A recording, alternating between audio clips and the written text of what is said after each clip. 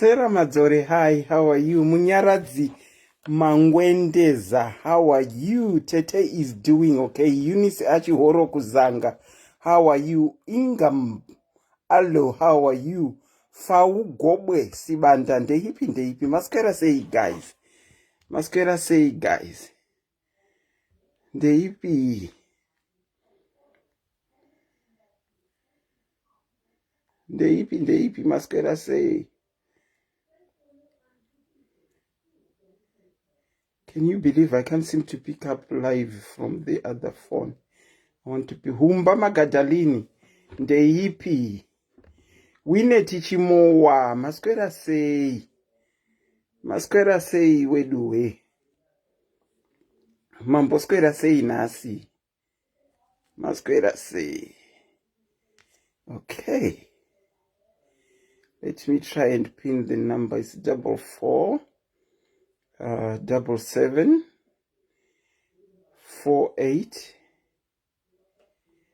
33 0801. Okay, that is the number that will. Precisius Jacobs, how are you? Patricia Mugano Ndeipi. B Maposa say. Gogo Vamishi. Muri say Masquera say Gogo Vamishi. Masquera say weduwe. Nasi isandi. Takati patino kwanisira sandi. Tikapota chita ka Bible study. Kuvanoda kuita Bible study. Vimbai mutero. Ndeipi. I hope you have all got your Bibles. If you don't, quickly reach kune Bible rako. So that kana chiverenga zviri muBhayibheri, we are walking on the same page. Otherwise, uchati vakaverenga zvemusoro wavo. Memphis Druke ndeipi. Mashamba nakaposhia uri sei. Ruvimbo chitsa sei. Tafadzwa nashe shoko. Aiwa tafadzwa nashe shua nasi Sunday ino.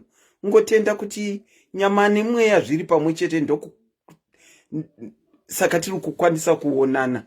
Tafadzwa nashe indeed. Gogoma ive boys, how are you? Grace Aziva, how are you? Kuvaya vanoda zveBhayibheri vaudzei kuti live. We are going to discuss yet another topic. Fivefold ministry. Progress Muhezha ndeipi. Abigail Mafaiti ndeipi. Sekairi Nyowa, how are you? Long time.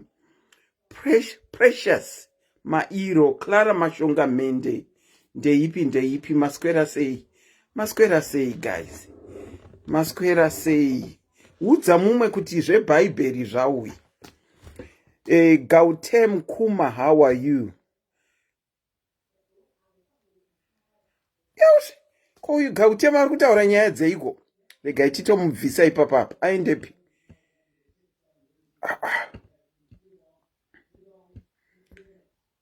Ameno kwaenda ari kurotomuka panapa. Kutiita kurotomuka chaiko.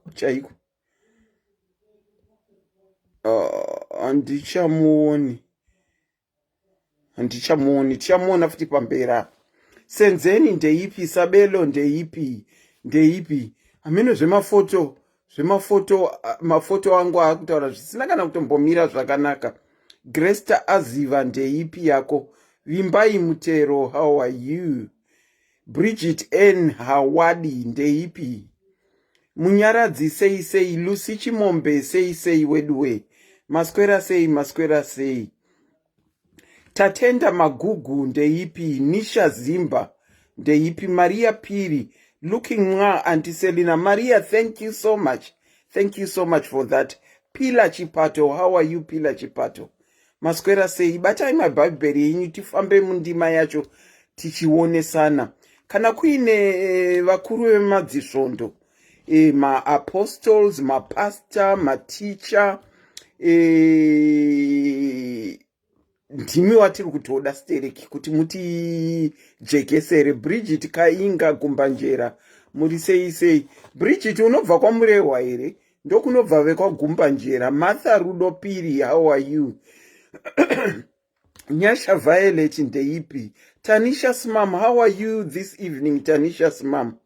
Murisei Sitabile Joromani ndeipi. Felicitas Chitando, Susan Chiwomba, how are you? Auntie Selina very right. Shalom Kaunda, how are you?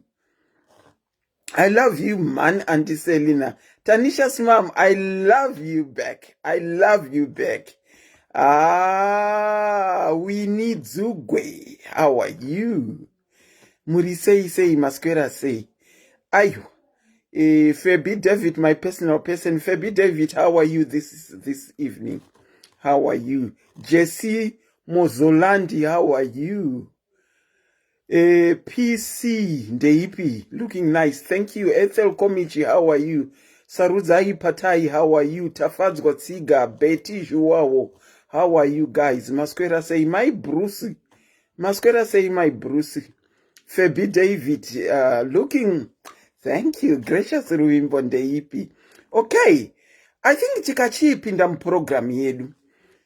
Zvinhu zveBhaibheri hanzi where two are gathered together in my name. Zvatokwana. Saka tingachingotanga nevanhu varipo. Emilia Mbanje, Shalin Chiromo Ndeipi.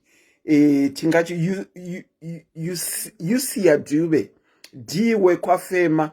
How are you, Diwe Kwafema? Tingachongopinda mu program yedu. Okay, the name is Auntie Selina. My B-Maps, how are you? I am your host, your presenter, and your facilitator tonight. Welcome to yet another program whereby we look at the Bible and we look at what's happening in today's churches. Tichingo analyze kuti chii chiri kumboitika. Tichibatanidza nezvinotaurwa muBhaibheri. Rafi Mwaruta, how are you? Dadirai ndeipi. Yokozuna weZimbabwe, you are the very person that I was looking for. I'm glad you came. Yokozuna weZimbabwe. Okay, nasati atichitaura ne5-fold ministry. What has led to us talking about 5-fold ministry is, at one time when we were talking about seeding and my contributions and tithing, Yoko weZimbabwe brought about 5-fold ministry. And I'd said, Tichai bata 5-fold ministry. Ndo yatauya nayo nasi. Ndamboisa posta, ini ndiri munhu wokuda kutsvaga zvinhu ndisati ndauya pano. Dzimwe nguva kana ndichitaura zvinhu handingotaure from Norway. Ini ndinoda kuita kutsvagurudza yekunzwisisa. Ipapa ndinenge ndine kanharo. No matter butau, how are you? Makanaka nyoni sei. Nekuti ini ndinoda kunzwisisa and inini ndinoda evidence. Whether it be anything, deep evidence, and I'll believe you. Asi zvongotaura nemuromo zvinondinetsa. My Taddy Ronalds, how are you? Okay, I said today we are talking about the 5. Is it a church in on the 5-fold ministry? No, it's not a church in on the 5-fold ministry. We are talking, my Makanaki Nyoni, we are talking about 5-fold ministry, which should be found in churches. Saka, what we are going to discuss is, what is 5-fold ministry? What is 5-fold ministry? Can I establish what is 5-fold ministry? Then we have got questions to ask. In today's churches, do these 5-fold ministries that we will have talked about exist in today's churches? Ndozvatinoda kutarisa. Martha Rudo Piri abva anyora anza yacho. Okay, 5-fold ministries is my apostle, my prophet, my evangelist, my pastor, nema teacher. Zvose izvi zvinofanirwa kunge zvichiwanikwa mukereke imwe neimwe. Munofanirwa kunge muna apostle, munofanirwa kunge muna prophet, munofanirwa kunge muna evangelist, munofanirwa kunge muina teacher. Kereke imwe neimwe. Zviri kuwanikwa here? Kana tichiti apostle tiri kurevei? Kana tichiti prophet tiri kurevei? Kana tichiti evangelist tiri kurevei? Kana tichiti pastor tiri kurevei? Uye kana tichiti teacher? Oh my God, I'm liking what I'm seeing in the comment section. It looks like from the post that I did, people really did their homework. Because I can even see my face arikukandwa mu comment section. Let me quickly right away open my telephone lines so that we can talk at the same level. 35-fold ministry. Munofanirwa kunge muna apostle, munofanirwa kunge mune prophet, munofanirwa kunge muna evangelist, pastor na teacher mukereke yoga. Ndo zvatiri kuwana here kukereke yako kwauri kuenda? Ndo zvatiri kuwana here kukereke yako yauri kuenda? Because each one of them has got a different role to play within a church. Each one of them has a gift and a role within the body to continue the work of Christ.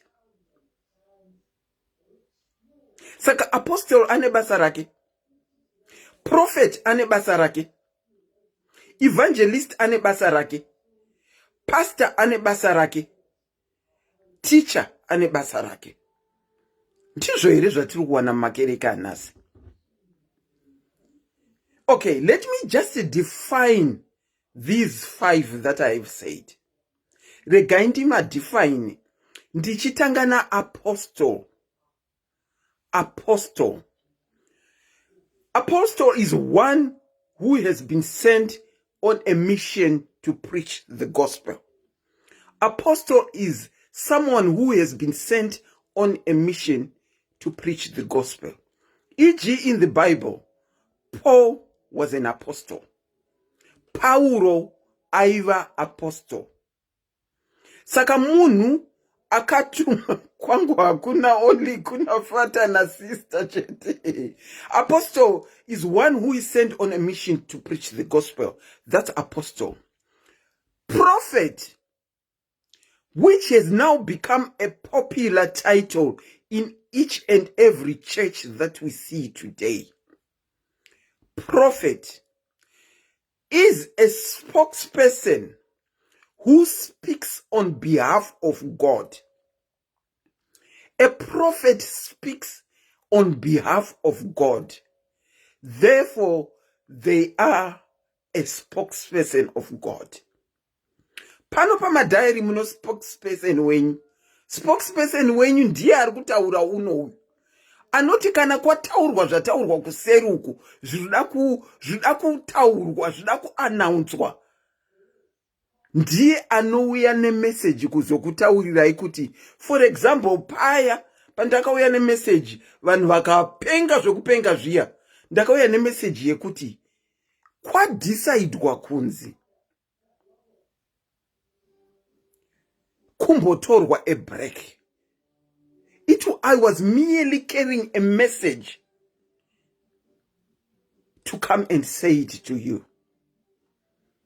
Saka ndo basa ra prophet iroro. They are a spokesperson. You find kuti in today's world, kumabato ezvenyika kuna spokesperson. Kuma society chaiko atinoita akasiyana uko, kuna spokesperson. Ndiye anouya kuzotaura zvadhisaidwa, anokera message kuzotaura, ndiye prophet.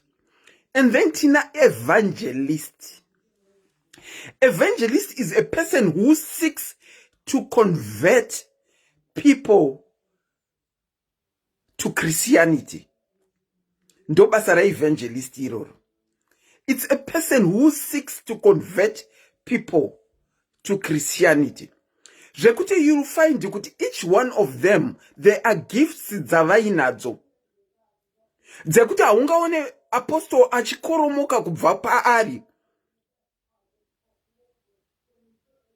Kana muchechi makanyatsomira zvakanaka nehierarchy dzatiri kutaura nhasi, achikoromoka achitora basa rauyu agotora basa rauyu agotora basa rauyu agotora basa rauyu. Saka an evangelist seeks to convert people to Christianity. And then we have got a pastor. A pastor is the person who leads the Christian congregation. A pastor is there to advise and give counseling. Ndo basara pastor. And then a teacher, just like teachers in education, they are there to impart knowledge. They are there to help us learn the Bible. Ndoma teacher. Saka fivefold ministry consista apostle, consista prophet, consista evangelist, consista pastor, consista teacher. And each one of the five has a gift and a role within the body of Christ to continue the work of Christ. Having said zvese zvatataura izvi, the lines are open. Is that what you are getting in your church? But before we do that, let's open our Bibles to Ephesians chapter 4 to back what we have said. Ngativhurei mabhaibheri yedu. Reader wangu aripo here nai.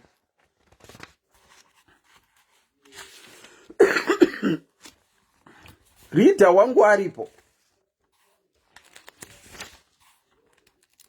Reader wangu aripo kana asipo ndombodzana kuverenga. Tinoda kuvhura bhaibheri redu kuna Ephesians. Let's go to Ephesians chapter 4. And kuna Ephesians chapter 4 to the verse 11 to 16. Verse 11 to 16. Ndo yatinoda kuverenga. Ephesians chapter 4 verse 11 to 16.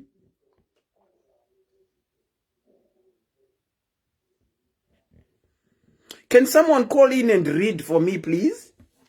Please? Or I'll try and read. Can someone call in the pinned number when they've gone to Ephesians chapter 4 verse 11 to 16 and read? Or I can continue to struggle and read. 4 verse 11 to 16. Okay, let me read what I've got.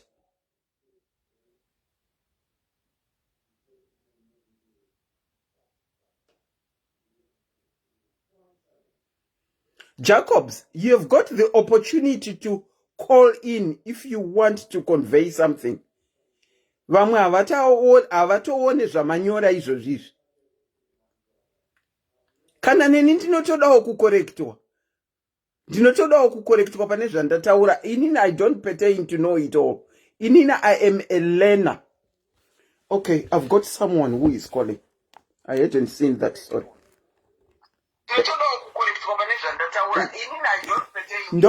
Ndokumbira muvhare phone iri kuseri kwenyu. Hello. Ndokumbira muvhare phone iri kuseri kwenyu. Ndavhara. Mavhara. Ndinokuchingamidzai pachirongwa manheru akanaka. Manheru maswera sei? Taswera yedu maswerawo. Pane zvamuda kutaura kana kuti mafonda kuti muverenge? Kuverenga. Handei naro ndima. Thank you so very much. Alright, ndichaverenga Ephesians chapter 4 kubva paverse 11 kusvika pa16. Wongu mama. Inoti zvino wakapa kuti vave vaapostora, vamwe vaprofita, vamwe vaevhangeri, vamwe vafudzi navadzidzisi, kuti vatsvene vakwanisirwe basa ravo rokushumira nerokuvaka muviri waKristu, kudzimana isu tose tisvike pahumwe hwokutenda nokuziva mwanakomana waMwari, napamunhu wakura, napachiyero chovukuru hwokuzara kwaKristu, kuti tirege kuramba tichingova vacheche, tichizungunuswa nokudzingwa nemhepo ipi neipi yokudzidzisa nokunyengera kwavanhu, namano kuti vatsaure nokunyengera, asi tireve zvokwadi murudo, tigokura maari pazvose, iye Kristu musoro, muviri wose wakasonganiswa zvakanaka maari nokubatanidzwa nenhengo dzose dzinosimbisa mutezo mumwe nomumwe, uchibata nechiyero chawo, kuti muviri ukuriswe pakuvaka kwawo murudo. Amen. Amen. Ndinokutendai muverengi nekuverenga kwakanaka shoko raMwari. Thank you so much. Amen. Tatenda. Pane zvamuda kutaura ndisati ndadonedza foni. Regai ndibve ndangotaura zvandonzwisisawo. Taura izvenyu. Alright, inini zvandinonzwisisa pa5-fold ministry. Yes. Ndinofananidza nezvigumwe zvedu izvi, zviruoko rwedu, handiti. Okay. Rune 5. Yes. Ndizvozvo. Meaning kuti Evangelist ndiye ari pakati. Okay. Ndiye chigumwe chepakati chihombe icho. Ichi. Then chimwe ichi chishapu ichi chigumwe ichi ndicho chinenge chichimirira apostle. Then kuchizouya Peter, kuchizouya mapastors, kuchizouya which 5 ndiani apostle. Ndi teacher. Kuna teacher, apostle, evangelist, na prophet. Maprophet, na prophet andichika. So inini kuona kwangu ndinoona kuti every church inofana kunge ine vanhu vakaita seivavo. Okay. Umwe neumwe achibata pake basa rake. Okay. Umwe neumwe asingashori Mwari nechipo chake chaakapuwa, achimira pandima yake. Okay. Nekuti kana takutarisa kuna Mwari hakuna muduku, hakuna mukuru, hakuna rengi yakakura kudarika imi. Nekuti tese tiri maservants. Zvokwadi. Tiripo pa. So inini kufunga kwangu ndinoti every church ngaive naevangelist anoimiririra, ngaionekwe kuti chechi ina muvhangeri. Muvhangeri basa rake nderekuenda achinoparidza shoko raMwari kunenge kwaitwa macrusades kwekwe, mweya imwe ichipepa chitoshumirwa vanhu kuti mweya yavanhu itendeuke, handiti. Ndizvozvo. So anoenda ikoko tikatarisa muvhangeri anopaza achingoenda, haana time yekudzidzisa. Then muvhangeri achibva papulpit panofana kuva naeticha. Eticha anoenda achitanga kudzidzisa kuti shoko risinge muvanhu. Mati muvhangeri haana nguva yekudzidzisa, abva ipapo kunouya ticha. Yes, muvhangeri handiti tikarasa pamacrusades paya. Mavhangeri vanongoparidza vachitaura tendeuka, siya zviviita, so handitika. Then vachipedza kudaro panofana kuva naeticha. Manzwisisiro angu. Handiti kuti ndizvo bati manzwisisiro angu. Panofana kuva naticha vanouya manje vasisi, nekutikatarise mavhangeri anofamba nengerozi yerusha, vanenge vachiita rusha vachiparidza kuti patikatarisa ticha munhu ari soft, anoticha zvekuti munonzwisisa mese. So eticha anofana kuchiuya manje achifamba nevanhu achivavhurira magwaro, achivadzidzisa zvinonotsinga mukatikati mumuoko. Ndizvozvo. Ndiri kubvumirana nemi, nekuti tichibva kuna apostle tichifamba kuna prophet, tichiuya pana evangelist nepana pastor. Tati evangelist anokonvheta vanhu, ndo basa rake. Kana akonvheta iye rake atopedza, akuhenda over maconverts aya kuna teacher akuticha vanhu, kuvapa knowledge yezveBhaibheri. I totally do agree with explanation yamapa. Handiti munoona kuti iko zvinezvi zvimacrusades akaitwa. Macrusades ari kuzara, but machurches ari kuzosara mabenji akadini pasina vanhu. Vanhu vanenge vakazara kucrusade, but after that vanhu ivava vasi kuzonowana shoko rinonosinga mavari nekuti ticha haapo. Okay. Well explained. Ari kunoticha shoko. Okay. Then kuri kuzodiwa zvekare pastor anouya semufudzi ave kufanira kufudza vanhu vaya manje achivagaidha makwai aya kuti asadini asaskata asaparadzani makwai aya. Ave kuda epasta anenge aripo achimafudza. Wow. Evangelist aita basa rake rekuconverta, teacher aita basa rake rekuticha, and then kouya mufudzi anova pastor akuva kansela manje nekuvapa advice pane zvavanzwa zvataurwa nateacher after vaconvertwa naevangelist. Yes. Wow. Then tochienda pana apostle. Paulo anga ari an apostle. Yes. Tikadaita Paulo akasima machechi kunzvimbo dzakasiyana. Amen. Chaizongoita kuzongonyorera tsamba vana vake vaya vana Timothy kuti isai so. Isai order muchechi so. But iye chaita asiya adyara chechi. Oga aenda kune imwe chini? Kune imwe nzvimbo. Kunodyara imwe chechi. So ndiro basa raapostoli rekudyara machechi. Vachienda nenyika vachienda vachinodyara machechi. Then ikoko kunofana kusara zvekare kuine vanofana kusara vachiita kuti chechi inge chienderera mberi. Wow. Vanofana kunetsa, vari kufana zvekare kuti vange vachinetwa nevaya vamwe varimo pama5fold ministry rapo.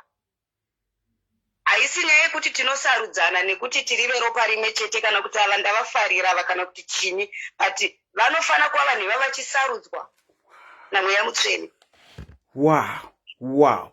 Vaonekwa kuti vanhu ava vari kufamba here akuti zvinodiwa neshoko raMwari. Machechisi kana adyarwa anosara achimira akasimba nekuti asirwa vanhu already vane mudzi weshoko. Batiko zvino zviri kuona kuti machechi pari kunzi panopava kwa kereke mangwana yaputswa yabvapo kwanza pasisina kereke. Why? Because machechisi ari kuleka word. Ndiani anofana kupa vanhu word? Apostle ndo vari muprofita ndiye ari kunomira pamberi paMwari achiparidza shoko raMwari. Zvinova zvaasiri zvakazodzerwa. Yesu kuparidza anofanira kuparidza zvake, but ane rengi yake yaari good at. True. Yeah. Pane varipo vari kufana kuuya vachiparidza shoko. Shoko ndiro rinosimbisa chechi, ndiyo rinova backbone yechechi. Zvokwadi. That's why even Jesu Kristu paakadzidzisa vadzidzi vake handiti achivaudza ave kuenda paipai, anovaudza zvinhu zvekuti vaende vanoparidza. Haana kumbovaudza kuti endai munoita minana, anovati endai munoparidza shoko. Not minana. Haana kuvatuma kunoita minana Jesu. Haana chero paipai tikaenda kuna Matthew chapter 10. Haana kumbotuma vanhu kunoita minana. Akatoudza kuti chekutanga endai munodini? Munoparidzira vanhu handiti. Then maparidzira vanhu, minana inozotevera mushure mekunge vanhu tanzwa shoko. Go preach. Muchinge mweya mucaste, muite cast out mademons chichini. But the first thing changa chava chekuparidza shoko. Kuna Acts chapter 1 verse 8 ave kuenda anozovaudza kuti kana mumweya mutsvene auya pamusoro penyu muchava zvapupu zvangu paJerusarema napaJudhea. Meaning kuti vanhu avava pamweya mutsvene paakauya kwavari chekutanga chakaitwa naPeter kuparidza. Preaching. Haana kumbotanga nePeter mina mweya mutsvene waburuka waonekwa nevazhinji, but iye anonomira pana Acts chapter 2 verse 16 ave kuchivaparidzira. Ave kuchivaparidzira scripture inova nhasi uno yatiri kubatwa nayo mumakereke. Tichiudzwa kunzi hanzi vari kumira kumbera vanhu vakagamuchira mweya mutsvene chichini zvakataurwa nemuprofita Joel kuti vanasikana venyu vachaprofita nevanakomana venyu vacharota hope. But that scripture was already fulfilled a day of Pentecost. Wow. So inini kuona kwangu zvangu kumachechi umu mune kakutsikirirana. Vane ma5fold ministry vacho nava vanhu vari kutsikirira vamwe. Teacher haasi kuda kuti muvhangeri anga achivhangira. Apostle havasi kudawo nemaiki. Vari kurongoramba varivo vari pamberi. vari kuita kurambira microphone kuti ndini permanent resident yemicrophone. Yes, and instead yekuti tinzwe shoko pamapulpiti tiri kuparidzirwa nezveupenyu hwevanhu, instead yekuti tiparidzirwe Jesu. My God. Tiri kunoparidzirwa upenyu hwevanhu hwatisinei nahwo. Isusu tine upenyu hwatiri kuda husingaperi. Tiri kuda kunzwa nezvaJesu Kristu. But tiri kuenda tichinoudzwa zvemasutu ema10,000 anenge akapfekwa. Zvinochinjei pamweya wangu. Wow. And unotodzokera kumba watova depressed more nekuti waenda kuchechi uku uchiti pamwe ndodzoka ndadzwa zviri nani. But vanoudzwa zvinodhura zvaakapfeka zvekuti handitamburini. Ende kurwadza kwazvo imari yamunenge mabvisa muchechi kai. Imari yamabvisa iyi yamakuudzwa kunzei inini ndine mari yakakudarikai, inini ndinodai. Mune nhamo munotambura munoita sei nekuda kuti hamuite sei, but tiri pakati tichipa iwewe. Totadza kutambura tichipa iwewe, takupa iwewe wapfuma wakumira pamberi pepulpiti inzira yekuti tiparidzire Jesu wakutiparidzira upfumi. Can I be safe to say, Mama, out of the 5 characters that we have, I'll refer to them as characters. Out of the 5 characters that we have spoken, mostly in today's churches, 4 of them have been eliminated and they've all been combined into one. Because takuona vazhinji vachizviti maprophet kana kuti vano scriptures atova prophet. And the prophet are assume roles are everyone. Kana afeira ku assume roles are everyone. Mushondo dzamazuva ano tiri kuona zvichiitwa hand over kuna mama. Ichokwadi. Ichokwadi chete ndo zviri kuitika. Woshaya kuziva kuti ko zvinombofamba seiko, zvipo izvi zviri kugwerwa namweya mutsvene here kana kuti zviri kupiwa mubedroom. Ndakanzwa vamwe profeti vane mbiri kwazvo vatinoziva tese.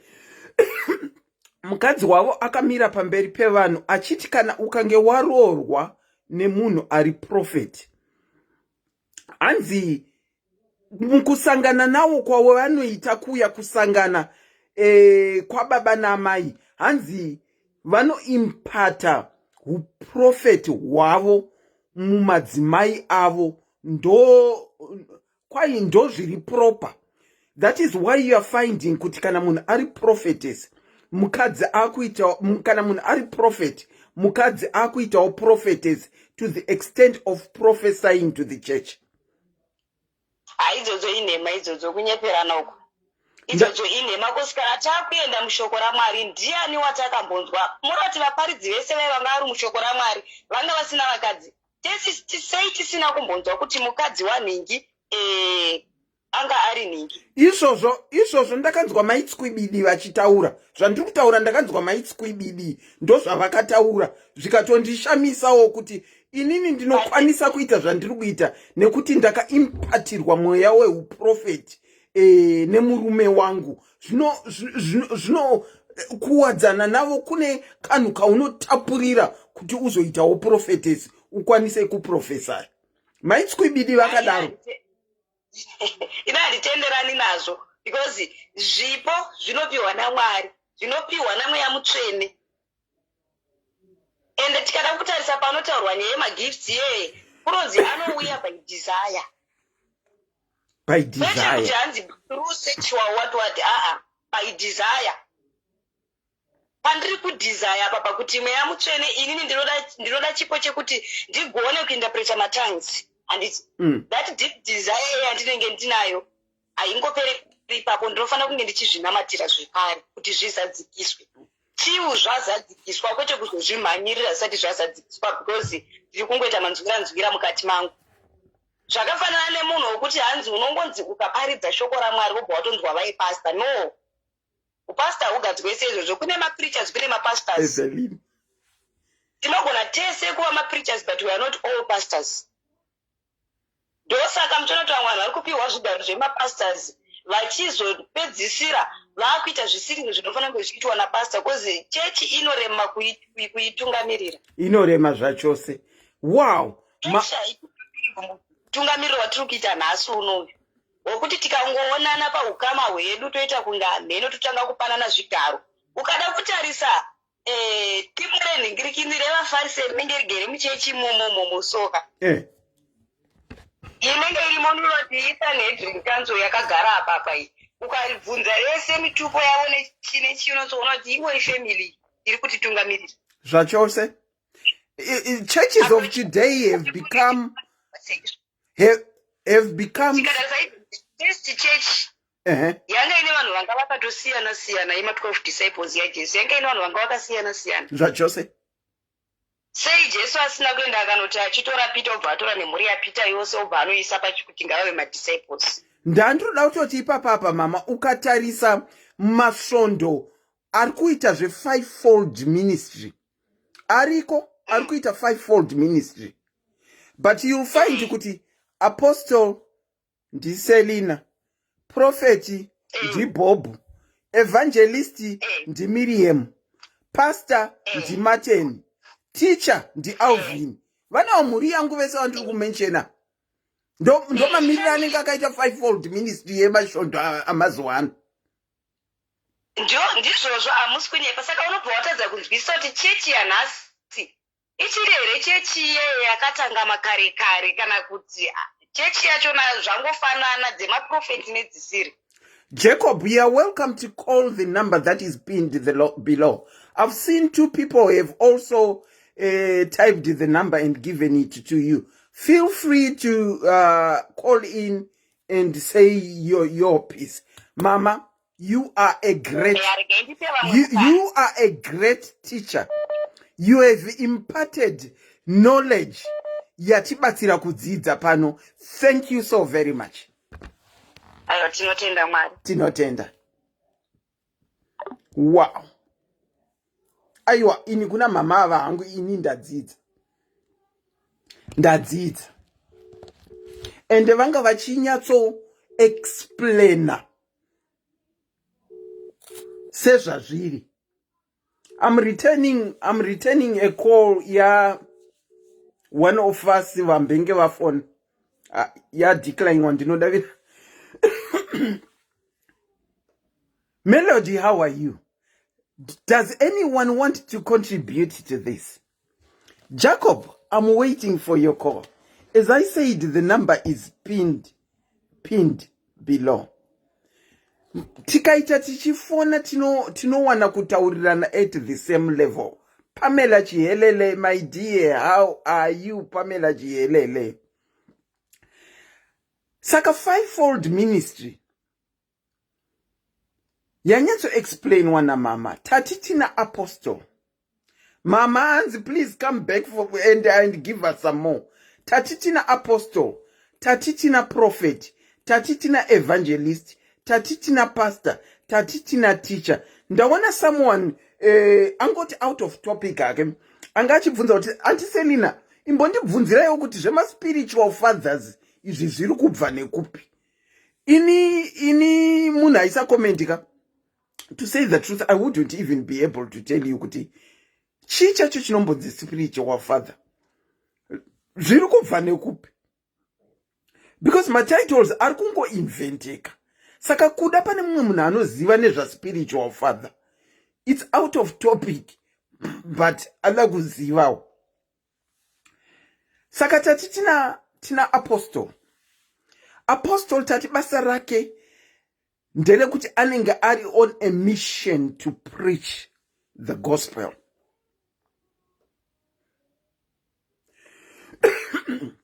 Aripo pakuparidza gospel. Let me take this caller. Tinokuchingamidza pachirongwa. Yoko weZimbabwe, how are you?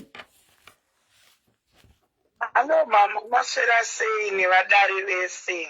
Taswera, ndinodavira kuti vaswera havo. Tachitimbodiscussa 5-fold ministry. And musi watakabata seeding, contribution and tithing. Makaunza 5-fold ministry, and I thought we should discuss about it. The floor is all yours. Thank you so much, Auntie Selina. Handizi kuti ndomuti nditicha here abva uyu musisi wedu. I think that one she's a teacher. Ndozvandafungawo. Vanga vachinyatsotidzidzisa zvizere zvandanyatsonzwisisa. Avo ndo vamwe vanotofanira kupiwa cheya yeuticha chechi kwawo. So inini hangu vapedza zvese, and what she has said, it's 100%. And what I liked about her, she was quoting my verses, reference, like what I normally say, if you are a Christian, if you are empowered by the word of God, all the answers will get it. Bible. So apa hapana chekumbonyanyowedzera kana kuti chekutapudza, because she nailed it. She says she's not a teacher. Varisponda mu comment section, answer and is a teacher. Urukugarira chipo dear, because to me I feel you as a teacher. Amen. Because in the fivefold, muna teacher, prophet, anonzani, evangelist. Saka inini what I believe in teacher, ndiye we are like teacher, ndiye we are wekuti like kuchechi kwedu isusu kunoitwa Bible study. Yes. Every morning. Yes. Ndo panomirawo teacher achienda kunoita research in the word of God. Ouya oteacher tichibvunza mubvunzo, tichipindirwa nebhaibheri. You know, that's the teacher.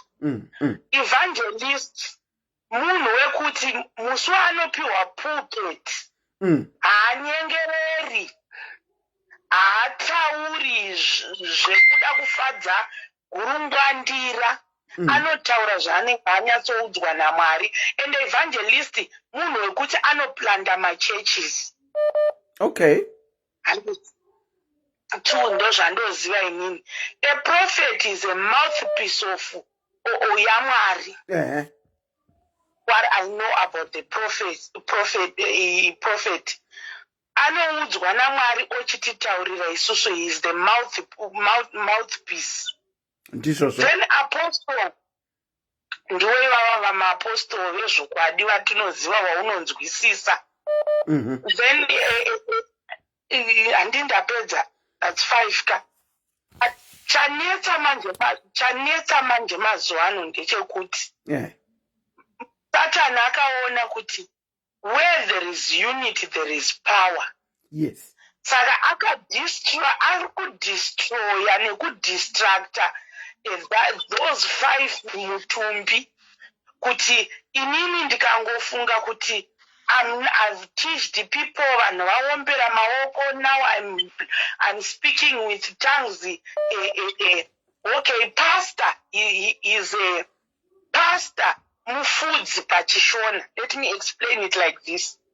Mufudzi ndiye kuti pastor is like kuti anotera kana vangave vana vesangano, anditi vasina kuya kunzwisisa ma-problems, kunzwi, you know, like to sit down and come and talk kuti mama na baba ndaita problem yakati. Then cancelled kana kudini, whatever. That's the pastor. Zvaanofana kuita. True. And so nyaya iri kuitika ndekuti the devil now is so clever. Akaona kuti chechi ikagara yakadaro, inoenda kure, inoenda mberi. Saka now auya nepfungwa dzekuti hamufane kuita vanhu vakadaro muchechi. Wese angoda kutonga akuziva akutozviti ini ndiri apostle, ini ndiri prophet, akutobuda muchechi, ndiri fanike prophet ndo inodiwa, ndinonzi prophet ningi. Why? Because nenyaya yekuti vanhu tazara nekuda kuudzwa. You know, you have a lot of people unotofara kuudzwa your past, kuudzwa about mbuya wako, about tete wako. Iwe tete wako hauwazivi here iwewe. but you are so happy kuti unoti ndaudzwa kunzi tete vangu zvakati about your past. Ndokumwe kunhu kwatiri kuraswa naSatani. Mbuya wako hauwazivi here uri kumhanyira kuda kuudzwa zvenhingirikeni zvauyu. So the devil ndiye atoparadza this fivefold, ndo ari kukonzera this distraction. And what you have to know, people, tiri mukurwiswa kudai and mukudistractwa kuti fivefold isapfuurire mberi. Please read the word of God, ndokuti tienderere mberi. Anditi tisarambe tichidzungaidzwa tichifunga kuti izvozvo kuna mwana wekuti ushomeka watiri uyu sisi mama Selina. Inyaya yekuti people they are sick and tired of kunzwa zvinhu zvaMwari. Zvokwadi. But people they are sick and tired kunzwa zvinhu zvaMwari. Why? Nekuti vaneta nezvinhu zvaMwari. Vakasangana naBalaam. Balaam was a sorcerer, asaita kunge muprofita. Ndakuda kuparidza zvandisiri kuda. Saka please guys, zvako zvauya yoko. Let's have the spirit of discernment in us. Izvezvizvi vanhu makaputswa mwoyo kusada kunamata because you think kuti maprofita ese ndenhema. Kana kuti zvaMwari zvese munhu wese ari kuya achitaura zvaMwari anonyepa. Mwari hakusisina. Guys, Mwari ariko. God is there for us and he is there. But changoitika ndechekuti tapwanyirwa fivefold ministry. Saka hatichambozivi zvakanaka nezvakadi nezvakashata. That's what I can say. The first caller, she said everything, mama. Everything was on point. Everything. Chinofana kuitwa muchurch. Chinofana kuenderera mberi church. Chinofana kuita kuti church inzi church. Wow. That's what I can say. But nenyaya yekungoti taana naBalaam vatasangana navo ndo vakuita kuti vanhu vanetseke vasazive Mwari. Tisafunge kuti Mwari haako hakusisina zvinhu zvaMwari because wasangana naBalaam. Balaam ari kurarama. Pamwe mwanoti Balaam ndiani? Balaam unonoverenga kuna Numbers. Aitove nesimba rekukesa, aitove nesimba rekutuka. Numbers 23, chapter 23 anonoverenga yese. Zvokuti anosvika paanoudzwa kunzi naBhalakai, uya kuno maIsraelites auya. Ichuda kuti utikesera asapinde muno. So you see vana Balaam vatanga vari vanhu vasingazive Mwari. Asi vamwe vaitotakurawo mapowers ekunge maprofeti, but they were not prophets. Okay. Okay. Wow. Thank you so much, Auntie Senarget. Okay, thank you. Okay, Kwaina Sonia, fantastic callers tonight, sis. I've heard this lady speak before. Also has an interesting name. Please keep popping in, Lady Yoko. Okay, the one who was speaking just now is Yoko Zimbabwe. Yoko Zimbabwe has got her own page. You can Google Yoko Zimbabwe on Facebook. Like the page and you'll get my notifications when she's talking. She is mostly preaching and she is a preacher for sure. So go to her page, like her page, click her page and follow her. And you'll hear Maridzo Zake Zaanoita. Hold on, caller. Also, the lady who was speaking before this, I think it's Auntie Martha. So today it looks like Tango Vurirwa ne-loaded information from these two ladies. Ndinokuchingamidza ipachirongwa fivefold ministry makadini. Hello? Hello? Mama? Makasimba ere, Auntie, how are you? Tiripo baba makadini tinokuchingamidza ipachirongwa. No, I'm doing fine. Okay, it's Jacob. Baba Jacob, tinokutendai for calling in. No, we thank God for that. Now, I want to thank our sisters for sharing what they have said. Sister Yoko and the lady again who was sharing with us on the issue of the fivefold ministries. Yes. Yeah, they have highlighted a lot. Yes. Which is misleading people. Okay. But there is one thing which I have realized, which we need to clarify: the aspect of understanding. Because sorry, the Baba. Bible says, sorry. yes. Yes.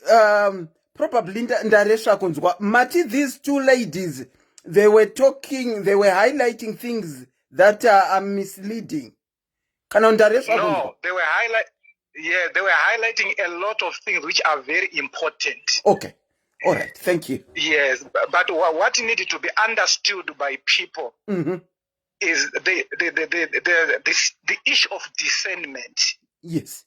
Because if you don't have the knowledge, if you don't have, you will not have the understanding. True. The Bible says, "My people, they are perishing," not because the message is not there, but the message is there. Lack of knowledge. And yes, the lack of knowledge. Okay, let's go to the issue of the fivefold ministry, which you are highlighting. Yes. The concept, we have read the book of Ephesians chapter 4 verse 11. Yes.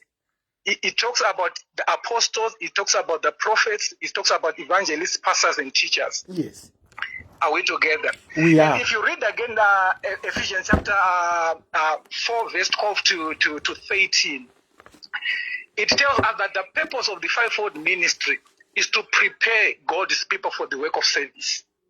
The work of service, meaning to say, it has got an aspect of the gifts. If a prophet doesn't know or doesn't understand what is expected of a prophet, then he is not a prophet. Wow. Because those are let's go to the book of Jeremiah. The Bible says, God said to Jeremiah, "I have known you before you were even born. And then I have ordained you to be a prophet." So there is no way Jeremiah is going to operate in an office, in a calling which is not his. Okay. You get what I'm saying? I get you. Then let's now come to the issue of the prophets. Yes. Yes, we are in a certain movement. In that movement, it has been established in the Great Commission, whereby Jesus himself is know that you have been given the power and the mandate to do more than what he has done as a child of God. Okay. Meaning to say, and if you go again to the book of Genesis, it said we are also the demigods. We have got that power because we have been created in the image of God. What is in that image of God? Is it the stature or what has been created? What has been born of spirit? Because what has been born of God is something which is born of spirit. Spirit, yes. You see, yes, we are not against the people who are abusing their calling, who are abusing their gifts, or who are abusing the offices which are there in the fivefold ministries. That is not it. You get what I'm saying? Yes. So, if you read, like what I said, the book of Ephesians chapter 4 verse 12 to 13, it talks more about the fivefold ministry and the reason why it is there. You cannot operate in an office which is not, in a calling which is not yours. You end up lying to people. Okay, let's talk about what when you give and you don't know whom you are giving, you end up giving to the people who came back against you. Then he'll tell you that, you see, the suit which I'm putting on, it is because of this and that. But if you go to the Old Testament church, because when you are talking about the Old Testament church, we are talking about the principles which were guiding how the work of God must be done. Whenever something has been put into the house of God, a man of God who is leading, he has been trusted by God for his people. Yes. Meaning to say, whatever which a man of God does, he's doing it as per the instruction of God, no matter the situation, no matter the circumstances. There are many ministries which are there within a ministry, within preaching the gospel. So all those things, whenever people they contribute, they must know whom they are giving. They must have that spirit of discernment. What pushes you and what forces you to go and submit to that man of God is very important. Because you were not forced, but you have been convinced. That is what brings conviction, is understanding. What brings conviction is knowledge. So at the end of the day, if you submit to a certain person, it means that the problem is not that person, the problem is you. Because what pushes you at the first for you to follow that person? You get what I'm saying? Okay, Okay, what I'm saying is that you can. Baba, you are saying that the people that are submitting kuzvinhu zviri kuitika zviri wrong is not the person wacho iyeye, asi vanhu vacho vari kusubmita to that person ndo vari wrong. They are wrong because why are you following it? Because there is an issue of conviction. Okay. I'm not hearing you now. Okay. Okay. All right. Okay, let's go to Elisha and Elijah. Uh-huh. Elisha is following Elijah because you understand Elijah never said anything to Elisha. It was an action that causes Elisha to follow Elijah. We get what I'm saying? True. So Elisha has got an understanding that when Elisha did this, he's meaning that I had to follow him. Okay. So what pushes you to follow a man of God? And at the end of, yes, we really know there are people who have get lost in their calling. We understand on that. But you have got the power, you have got the mandate to disconnect yourself from that person without saying anything. You see, we are complaining, we are putting them the blame, but we are the one also. What are we doing thereafter? Because a man of God himself is a human being like me. Yes. He need also to be prayed for, like what you said before. Okay, let's go to the book of Ephesians chapter 2, verse 20. What it says. I want to go there quickly. Chapter 2? Ephesians chapter 2, verse 20. I'm not going to read it. But if you read it, it informs us that the church is built on the foundation of the apostles and on the prophets. Those are part and parcel of the fivefold ministries. You get what I'm saying? Yes. So with Jesus Christ himself as the chief cornerstone. Yes. So if the apostles and the prophets were the foundation of the church, are we still building the foundation? Are we still building the foundation? Okay. You get what I'm saying? I get you. Yeah. So although Jesus Christ is the most definite active in the church today, his role as the cornerstone of the church was to complete with his death, his burial, his resurrection, his ascension. So what the other thing, the problem which I'm saying is that when somebody is a teacher, he is not playing his role. He is now encroaching in the roles which has got nothing to do with him. That's you see at the end of the day, they end up planting snakes, certain things to try to prove a point of which they are no longer in the will of God. Okay, I want to answer the issue of impartation. Yes. What I understand, a person can be a prophet, can be a pastor through ways. Maybe he has been born as a prophet like Jeremiah. Or he is gifted. And the third thing, okay, there is impartation which can come. There is as long I'm submitting to that anointing, submitting to that person, then I can. Then the commitment which I put myself toward the gift which I need. If I have got the zeal of prophesying and I submit to a prophet who is a prophet of God, yes, what can stop me to be a prophet like him? Whether I'm the wife, whether I'm the husband. You get what I'm saying? Okay. So you're saying what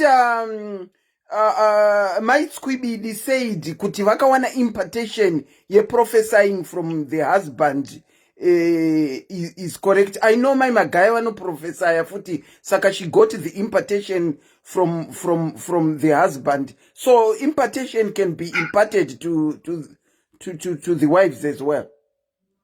Yes, it's a misconception about the people. The spiritual things, they need to be understood spiritual. Okay. Yeah, spiritual things, they need to be understood in a spiritual way. Okay. She never said anything wrong, but the misconception of people is they are taking things on a worldly perspective point. That is now what is wrong. Okay. So she was right yes, in saying she got the impartation. Yes, impartation can come with association. Relationship and marriage is association. Okay. It's association. How many people who are prophesying because they became part and parcel of a certain ministry, following a certain man of God? Because every great man of God has got a father figure or a mother figure. The issue again of spiritual father, spiritual mother, people, they are not understanding it in a spiritual way. There is nothing wrong about having a spiritual father or a spiritual mother. Okay, we also goes back again. We also go back to Elisha and Elijah. Elisha is saying, God of my father. Okay. Meaning to say, he's referring to Elisha, to Elijah. So what is wrong whereby I'm submitting to a man of God whom I believe, I'm convinced through my own discernment, through, the scriptures, they must guide us. Because the scripture itself, it is the word of God. If you read it, and it is God himself, if you read John chapter 1, verse 1 to 5. Okay, I'm getting people saying they are now confused, especially I think per impartation. Let me try and simplify what Baba Jacob is saying, if I got it very well. Kuti kana uchifamba nemunhu akaita semuprofita, unogona kuwana zodzo rake mukufamba kwaunoita naye. Zvakafanana kana uchifamba ndopa example yekuti chiko. Kana uchifamba nemunhu anoita zvekuchera goridhe, correct me if I'm wrong, unogona kuona zodzo remunhu iyeye zvekuti iwe unotopedzera wakuitawo zvegoridhe, wawana impartation from the person wauri kufamba naye. Ndingange ndataura chokwadi here pane zvamataura? Oh, okay. Auntie, the issue, the example which you are giving is not wrong. But we are talking about something which is spiritual, which has got an activation of the Holy Spirit. Okay. You get what I'm saying? You are submitting to a person who, okay, I give you like a prophet. What is a prophet? You need to understand. Those are the mouthpiece of God. Yes. Whatever which they say, it is coming from God. Yes. If you see a person called a prophet, then he's speaking from his own mouth. It means that he is not a prophet, but he is he's just declaring that he's a prophet, of which he is not. A true prophet is a prophet who hears from God. He only just speaks what is coming from God. But how do we know if one is speaking from God and not? How do we know? Because it's that is now the yes. How do we know?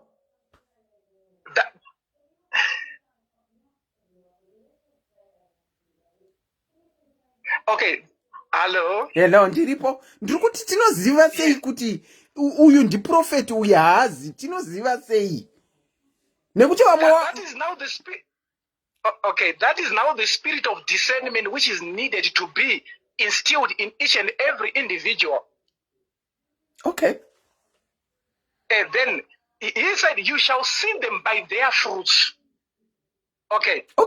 You shall see them by their fruits. You cannot irrigate a banana plant and you expect it to yield sugar cane. No. It will never work like that. No matter how you try to pour something which is very sweet, it will never be sugar cane. It only produces banana plants. Yeah. Yes. Okay. So you have to see them by their fruits. Their fruits, you see them and you have got conviction by the understanding. It's more about principles. What are the principles? The principles are there is the word of God. There is nothing that is happening which is not there in the word of God. Let's go to the book of Revelation. It highlights everything. So when we read the word of God, we are now hearing from God speaking unto us about everything. You don't need anyone to tell you things because it is there to equip you to review the deep things of whatever which might be happening. You get what I'm saying? Okay. So I don't see any problem. It's only that we override the things which are simple, which we need to do. At the end of the day, we end up being manipulated. That's why we see people, they are doing fake things. Why? Because they are taking the desperation, which is not new. It is there that you're going to see that it is going to happen, and it is happening. What is that which we have to do? It is there in the work of God. Mm-hmm. That we need to go back to God and stand for what is right. If we are not equipped with the word, then we end up being compromised. We are lacking the knowledge, because what brings the knowledge? Then the food of the Spirit is the word of God. The word of God, If you don't yes. eat for 2 days, you started to say that I'm Stuff. hungry. Yeah. So how do you expect development spiritually so that you won't be manipulated when you don't even read the word of God? Even one chapter on a single day. Because what is born of spirit is spirit, and it requires the word of God as its own food. It requires you to pray. It requires you to fast. It requires you to intermediate, be always there. We don't have people who are intercessory in their own lives. You see, that's why you see even the world itself, it is now being controlled by the worldly principles. It means that the fivefold ministry, which have got the cornerstone of Jesus Christ as the chief pillar, is not there. It's not playing its role. No. It's now more about money. Yeah, Not because true. that people, they are not there, who are true from Jesus. No, they are there. Okay, I get you, they are there. But our teachers, Zivi, we don't know anymore. Because everyone has become a Saramusi person. All right. Auntie, you know what? When we are talking about the fivefold ministry, we are talking about the DNA of Christian life. Yes, we are. The starting point. Yes. Okay. And it requires divine intervention. What is divine intervention? Tell us. Divine intervention is the supernatural power which operates within, which can operate above all principles. That's why when Jesus Christ raised you, he raised you up beyond the reach of the principalities of this world. So what is that which we need? We need Jesus in our life. We are saved because of Jesus Christ. We do. Yes. If he is not there, then where are we going to get the revelation? Where are we going to get the understanding? Because in his ministry, he was teaching us. Yes. You get what I'm saying? Yes. That's why I said, what Sister Yoko said, and the First Lady, it requires people to understand. We are lacking the people who are standing in that gap. Like if we have got 2-3 people who stand in the gap for the truth, you could see that the world will be transformed. But we don't. We are more about numbers. If you see a man of God, they've got 13,000 people. No, there is nothing wrong. Another man of God, it doesn't mean that having a lot of number is because you are called. No. Others, they are even called for only 100 people. As long as you are playing your role, don't go to where, if you are called by God, he told you where to begin and where to end. So we need to be guided by what God wants. Okay, I want to give you an example about the limitation as far as calling is concerned in fivefold ministries. Mm-hmm. If you look at Moses himself when they are about to cross the Red Sea, yes, God told him on what he must do is to pass the message to the children of Israel so that they can sanctify themselves. Yes. So the action of God is only coming after the children of Israel have done what they have to do. Yes. And the rest we leave it unto God. Yes. So us as children of God, if we position ourselves, us as servants of God, if you position ourselves, you could see that the world will be a better place to live. The Christian world will be a greater thing to appreciate and to be part and parcel of.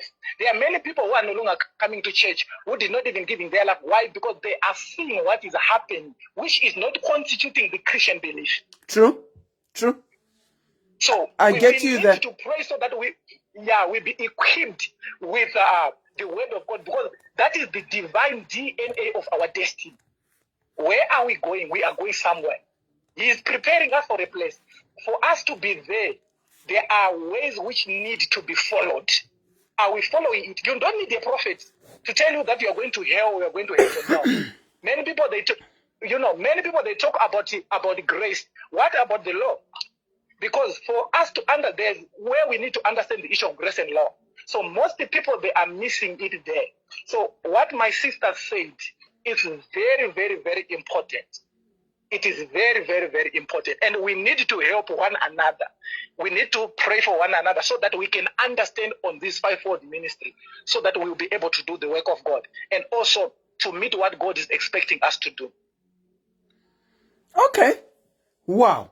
Ndoti pastor here, apostle, prophet, evangelist, kana kuti teacher? No. I'm just an ordinary person, woman of God. Oh, you're just an ordinary person. No, I'm just one who only loves to be more into the things of God. Oh, Baba Jacob, thank you so much for gracing the platform and taking so much time to try and explain to us so that we do understand the fivefold ministry and kuti the word of God is the DNA of what we are talking about. Thank you so much. No, thank you so much, Andy. Ndatenda Baba Jacob. Tinokuona zvakare next week Sunday. Tichange tingoita maBible study ezvakasiyana ekuti tionesane. Vazhinji vedu hatizivi. Tiri kuda kutodzidzawo. Saka tikawana vanhu vakaita semi vanouya vachitaura in detail. Tinobata uye tichapedzisira tabata chete. Thank you Baba Jacob. No, thank you. We give glory unto God. Thank you. Good night. Wow. Ndokumbira kuti mudzikise volume iri kumashure kwenyu weduwe kudzidza kupere. It's so nice when men come to grace my platforms nema topics atinawo. Thank you so much Baba Jacob. Ndinokuchingamidzai pachirongwa SIS MELLY's diaries. Makadini.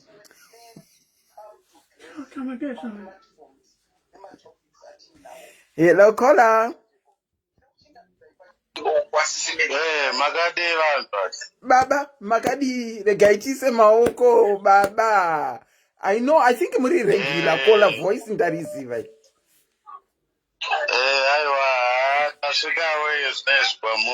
Tatenda baba. The platform is all yours. Fivefold ministry. Yes. Ndirikunda handititerera hangu ndichingovayewa ndiri kunzasi ndande chingoshaya mukana asi ndotendawo hangu manditawo kuti ndisvikewo ndiwane kushayawo nemi. Tinotenda baba. Chinhu chatiri kuda kutanga kuti titaure nezvefivefold ministry idzi. Andi Selina fivefold ministry. Yes. Tikaenda pascripture iyo Ephesians 4 verse number 11. Haina kumboti fivefold ministry, iri kuti the gifts. Okay. Haisi kumboti fivefold ministry. Okay. Iri kutaura about the gifts. Yes.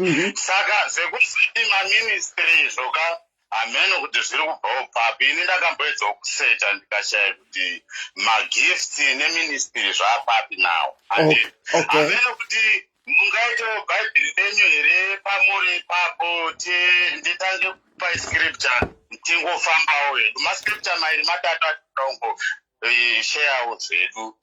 Maziro wangu andoita. Ini ndinoitwa brother Patrick Muriyo. Ndogara kuSouth Africa. I'm not a Christian. I'm a believer in Christ.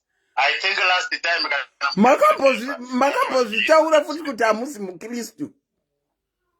I'm a believer. Hapana pakambonzi naChrist kuchave nema-Christians. Tikaverenga John chapter 17 verse number 20. Christ ari kunamatira iye, onamatira maapostles ake, onamatira vanhu vaaiti, those who shall believe in me through their message maapostles. Kwete takaitwa mabelievers vatendi nekupurikidza kwemeseji yakanyorwa nemaapostles. Handiti? Okay. Hatina mbonzi makristo isusu. Makristo akatozowanikwa vakasendwa. That's why ndachiti mune bhaibheri renyu here muvhure pana Mark chapter 3 verse number 16. Todzika nayo. Chapter 3 verse number 16. Todzika ndaine vhesi 2 tutatu tungati guide kuenda mberi kubva patiri ipapo. Iri kutaura zvemaapostoli nemaprofeti here Mark chapter chakuti. Mark chapter 3. Ndopatiri kuda kunzwa ipapo kuti tizobatanidza nekunana, because tinonetsa pabhaibheri andi ndechekuti bhaibheri rakanyorwa nemadimbikira netsumo. So ukatadza kubata tsumo idzodzo nemadimbikira uchanyura. tofanirwa kutanga kunzwa pakutanga pana Mark 3 ipapo vhesi number 16 zvichidzika ndo patichawana kuti kureva kuti chii kuti tizozadzisa dzimwe tsumo dzese uko dzichienda mberi. Mati Mark tiri kuona tiri pana Mark tiri kuona okay regai ndidayo Vere- tiri pana Mark chapter 3:16 ka verengai. okay Jesu regai ndingoisummarize. Jesu ari kukwira mugomo. Bhaibheri romba shoko romba rati ari kushedza avo vaida kuzotuma kuti vaende munyika kunopreacha shoko kunopreacha kunoheal the sick kunocast out the demon ndokubva valiswa manems avo i12 vari ipapo. Saka ndokubva scripture inobva yati he ordained them to be apostles. And it is fivefold ministry yekutaurwa iyo. The gift yekuti apostle ndeyekuti meaning the sent one, they are chosen to be sent. Master avo aripo ipapo. And it you cannot go kunoita prophet usina kudanwa, usina kuchuzwa, kusendwa apostolic. You cannot evangelize usina kuitwa, usina kushedwa. You cannot be either a pastor or what usina kushedwa. Ndizvozvo. Right. Masava aripo aya ndi. Toenda Jesu achinge varoverwa pamutindi wavaita resurrect. Kuna Matthew 20 verse number 19. Jesu vari kuti he appeared to the 11 Judas anga asipo tinoziviya. And he said, go you therefore to the world and baptize everyone in the name of Jesus, the Father, the Son, and the Holy Spirit, to the 11. And yet, right, ndokumva yaguma yakadaro. Scripture yo yakamba yazadzikwa kuna Mark chapter 16 verse number 20. Scripture inobva yati they went 11 and preached everywhere and baptized in the name of the Father, the Son, and the Holy Spirit, and the word of God, the miracles followed them, isn't it? Ndo zvairi kutaura kungoti handina bhaibheri rangu panapa. Meaning 11 vakachuzwa pana Mark chapter 3, Jesu akapia kwavari. Anditika pana Matthew 28 verse number 19. Kuna Mark 16 verse number 20 ndo vakaenda. Anditi mapando. Okay. Saka right. Tati ivo vakaenda vasina here magifts aya. Atiri kuti ma5fold ministry nhasi. But mubhaibheri akanzi the gifts. The one who ascended, descended, he gave them gift. And kureva kuti vakachuzwa ndo vakapiwa magifti, vakaenda shoko iro harina kuouya. That word of God riri mubhaibheri iro rande rakatotendwa somebody kuenda akapiwa vision yekuti aritaure. That's prophetic. Rikaevangelizwa ipapo and the gift of a shepherd, pastor. This word of God today is a pastor. Today the word of God is guiding us, because if the deceiver bring it and kwandira down deceiver, ndichamira saJesu, because Satan akauya desert muna Jesu neshoko achiri preacher. And ndokumva Jesu ati it is also written. Kureva kuti Jesu akadzorera muscripture kuna Satan. Satan akatiza akabva pana Jesu. Meaning the word of God today is everything. Is a teacher, is a pastor, it's a what? Kwachiri. But unfortunately, the way Christ designed it, and this word of God today, Christ, it becomes irrelevant to the believer today. Why? In the same word of God, pana 1 John chapter 2 verse number 17, parikunzi, 1 John chapter 2 verse number 27, parikunzi ipo, John ari kupreacha kuti the anointing you have received from him meaning Christ kapa cross paakafa. That was an anointing emunhu wese, even in nemi tisati tazarwa. And it shall teach you everything. You don't need any man to teach you, but the same anointing shall teach you. Isn't it? Meaning I don't need anyone.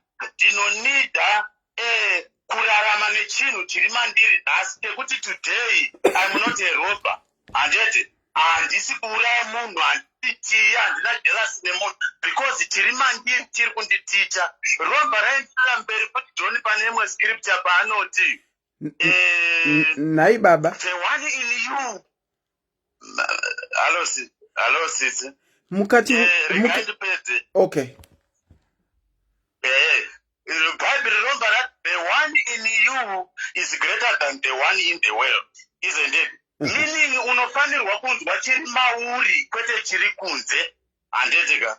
So tikadzokera pama fivefold ministry sister akadresa in the past tense Paul kuti the one who ascended and descended tese takaita chirungu haisi kumboti the one who is descending or ascending, isn't it? Iri kutaura past tense kuti he gave some. It's a past tense. Zvakatoitika kudhara vakapiwa maapostles akakrafta word iri riripo nhasi rakabetera vakapona nguva iyoyo vaJudha and so forth vakaenda kuna Jesu. And that's one thing. Church 2 church 3 sister regai ndibva nangopepedza kawani most important.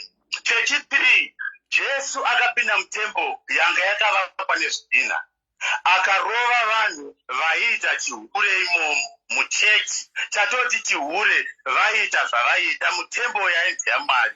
Jesu akati I will tear this temple and rebuild it in 3 days, meaning temple yezvidhina yakapazwa akavaka yake body yake inova ininemi we are both Christ kana tikabhiliva muna Jesu. Anditika ininemi right.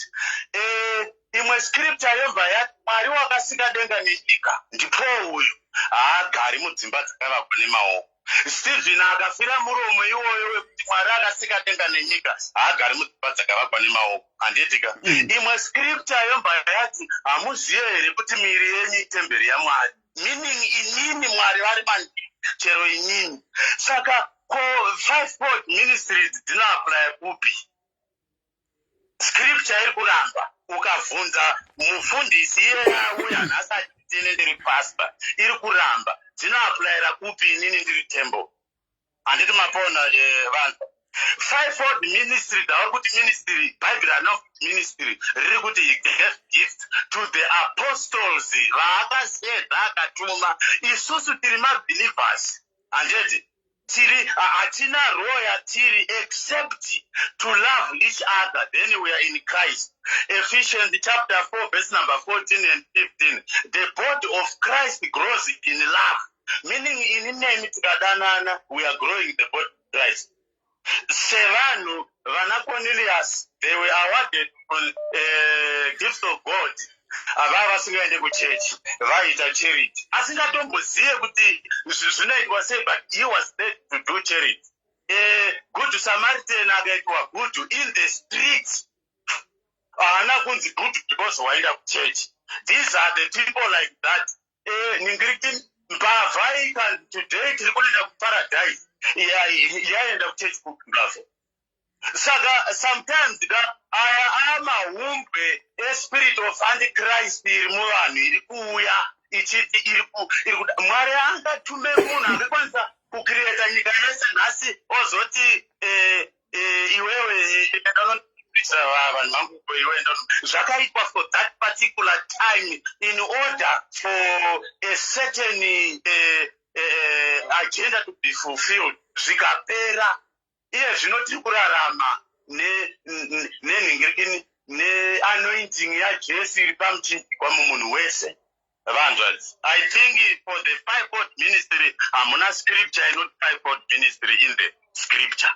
Inoti gifts and they were given to the sent ones. Mark chapter 3 verse number 16. Not all what it is, I think that this is just my church and Christ. The president sister can mean Baba, kuri kunzi ndanzi ndichinonyora exam. Mapedza kundiudza zvamandiudza. Zvokadi ndinobuda ne0.00. Hapana kana chandabata. Kana chimwe chete. Ndanchida kubvunza as we went along. But I guess at this moment I won't be able to, because I don't even remember some of the things that we said. You are right and correct in saying kuti hapana kunzi fivefold ministry. Pakanyorwa kunzi gifts. When we are saying the fivefold ministry, apostle, prophets, evangelists, and pastors and teachers, we are putting them into ministerial roles. That is where the fivefold ministry comes from, even if it's not written in the Bible. There are just 5 key parts or roles that they should play. Arima gifts. You are right in saying kuti hapana kunyorwa and hapana kunyorwa, but we are just placing them muma ministerial roles. That is why it said fivefold ministry. I don't know if that answers you. No, yes, sister, you know, some Bible is not going to subtract what is written. But scripture, no doubt. Imimi manga muchitaura. Baba, manga muchitaura muchieda muchisubtract. At one point you said fivefold ministry doesn't exist. And then at another point, you were using the fivefold ministry name in trying to elaborate what you were talking about. Ndandichida kutraya kuti avari kuti ma-fivefold ministry, these are the gifts given to the apostles when they were sent to go. Because now ndikauya kwamuri ndichizvitini ndiri pastor ka muchandibvunza question yekuti makasendwa papi, ndopindura ndichiti kudini airanda mukanditi makasendwa papi nekuti muve pastor, because tiri kuona Jesu ka ari kuti false preachers shall come and it. Iyo message yema-apostles vakatumwa ivawo nemessage vari kutaurawo kuti savage wolf shall come, false teachers shall come, the beast, I saw the beast, this is John. Saka iwewe ungandiprove say kuti you are not one of them, because scripture ka iri kutaura kuti brethren, don't believe every spirit. Word rekuti every kureva kuti kana zviri tenika, meaning usatende, but test the spirit whether are of God or not. Then tikada kutarisa futi kuti spirit yamwari yacho ndeipika, uchasvika pakuona kuti Jesu kuna John chapter 5 verse number 63 or I don't know 63 or 5 ari kuti the words I have spoken to you are spirit, meaning the word of God is the spirit. Iroro saka zvatinzi the spirit of discernment yaichitaurwa yayo hakuna inonzi spirit of discernment, unotongowana syllabus from the word, and it ukaverenga word ndobva uchatanga kuona kuti unobvunza mubvunzo kuti imi mazviitawo pastor mukoma, it's fine mauya kunoku kwandiri you are a pastor and it, but ndepapi pakanzi Bible chaenda kunopreacha, because apo anofanirwa kuti nekuti ndakapiwa power yekunzi ndimuteste, it's me who is anointed than, because I was given power. Saka I have power, I'm not judging, I'm testing him. Okay. Okay, for the sake of continuity, I think let's agree to disagree, or let's disagree to agree. For the sake of kutaura nemi kwandiri kuita, I'll simply refer to what we are talking about as the 5 gifts in a church, not as the 5-fold gifts. I'll refer to them as the 5 gifts. Yes. Because it was merely a name that was grouped together to refer ku zvinhu 5 izvi. Vane ma ministry avo, Saka, I don't see anything wrong in calling them a group of ministries, a five ministry group. Kana kuti a 5 gift group. Tikaera tadaro vanhu kuti because muri kuona tikada kutarisa ivo madisciples ajesu, all of them they were called apostles. Iye toda kutaura Paul was an apostle, but tikaenda book of Timothy, 2nd or 3rd, handichaziye iko 1st or 2nd, dai ndine Bible hapana. Paul arikoti, I was made an apostle, a preacher and a teacher. Okay. Meaning ane 3 gifts dziri mari. Haana kumbozviti I was I have not Paul anga ine 3 ministries. Anga magifts. Mati zviri papi kuti ano preacher, is an apostle, akasendwa, and is a teacher, because message ya Paul was a teacher. Okay. Hello. Mati zviri kupi? Tibva tavhura kuBhaibheri kwacho. Hello, ndati mati zviri kupi zvamuri kuti zvamuri kutaura, zvamuri kubva mukutaura izvo? Hello sister. Hello, hamusi kundinzwa? Hello, ndiri kukunzwai? Hello. Hello? Muri kundinzwa here? Ndinodavira kuti havachatinzwa. Allow me to say something that is very unprofessional, but I will say it anyway. At the end of all that, I'm so confused that I can't even break down and tell you anything. For the sake of our brother, for the sake of our brother, in India is a 5-fold ministry, because all these are ministries that that people hold. So they are ministries. Even if they are gifts, to me, they fall under ministry. Saka, for me, I see nothing wrong in saying ministry. So if you are comfortable, hold on, caller. If you are comfortable in calling them gifts, no sweat, no problem. If you are comfortable in calling them ministry, no sweat, no problem. As long as we arrive at the same answer. Do you know, Kumeti, you can work out a given sum in a totally different way that we were taught. But the end result is the same. That is what is important. Gifts, go on, call it gifts. Ministries, go on, call it ministries. Ndinokuchingamidza ipachirongwa kola. Welcome back. Magadi go Selina. Tiripo magadi zvenyu. Ayo ichandi bai. Asi ndinoda kutaura nekomende yamuri kubva mukutaura magifts ministry. Yes.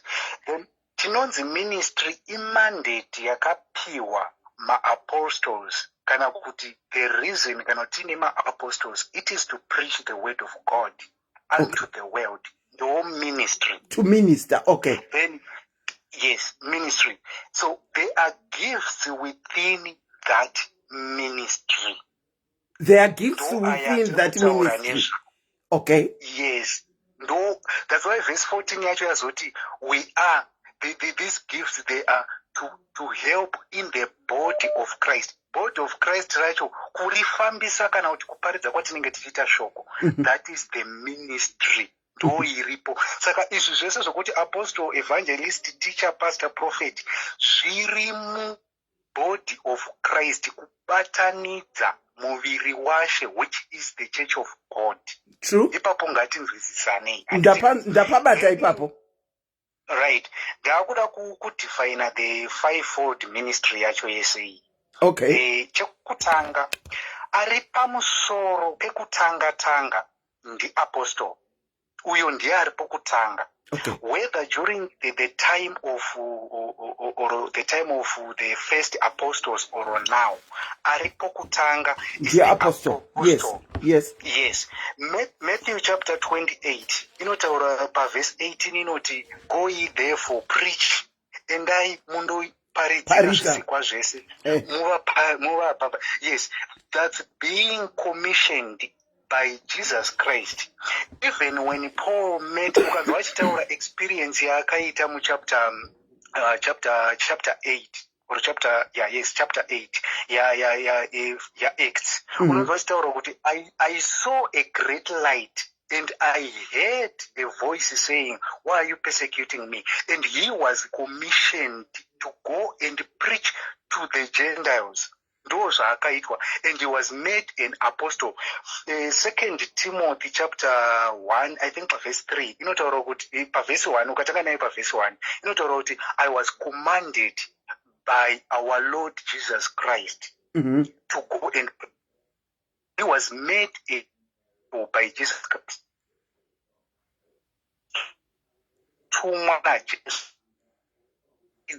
Evangelist. Ipapo ndo point 1, right? Then kouya anonzi evangelist. Yes. Anonzi evangelist, he is like an elder.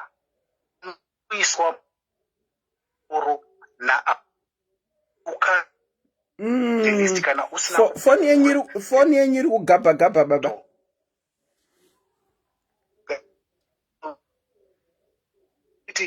Evangelist.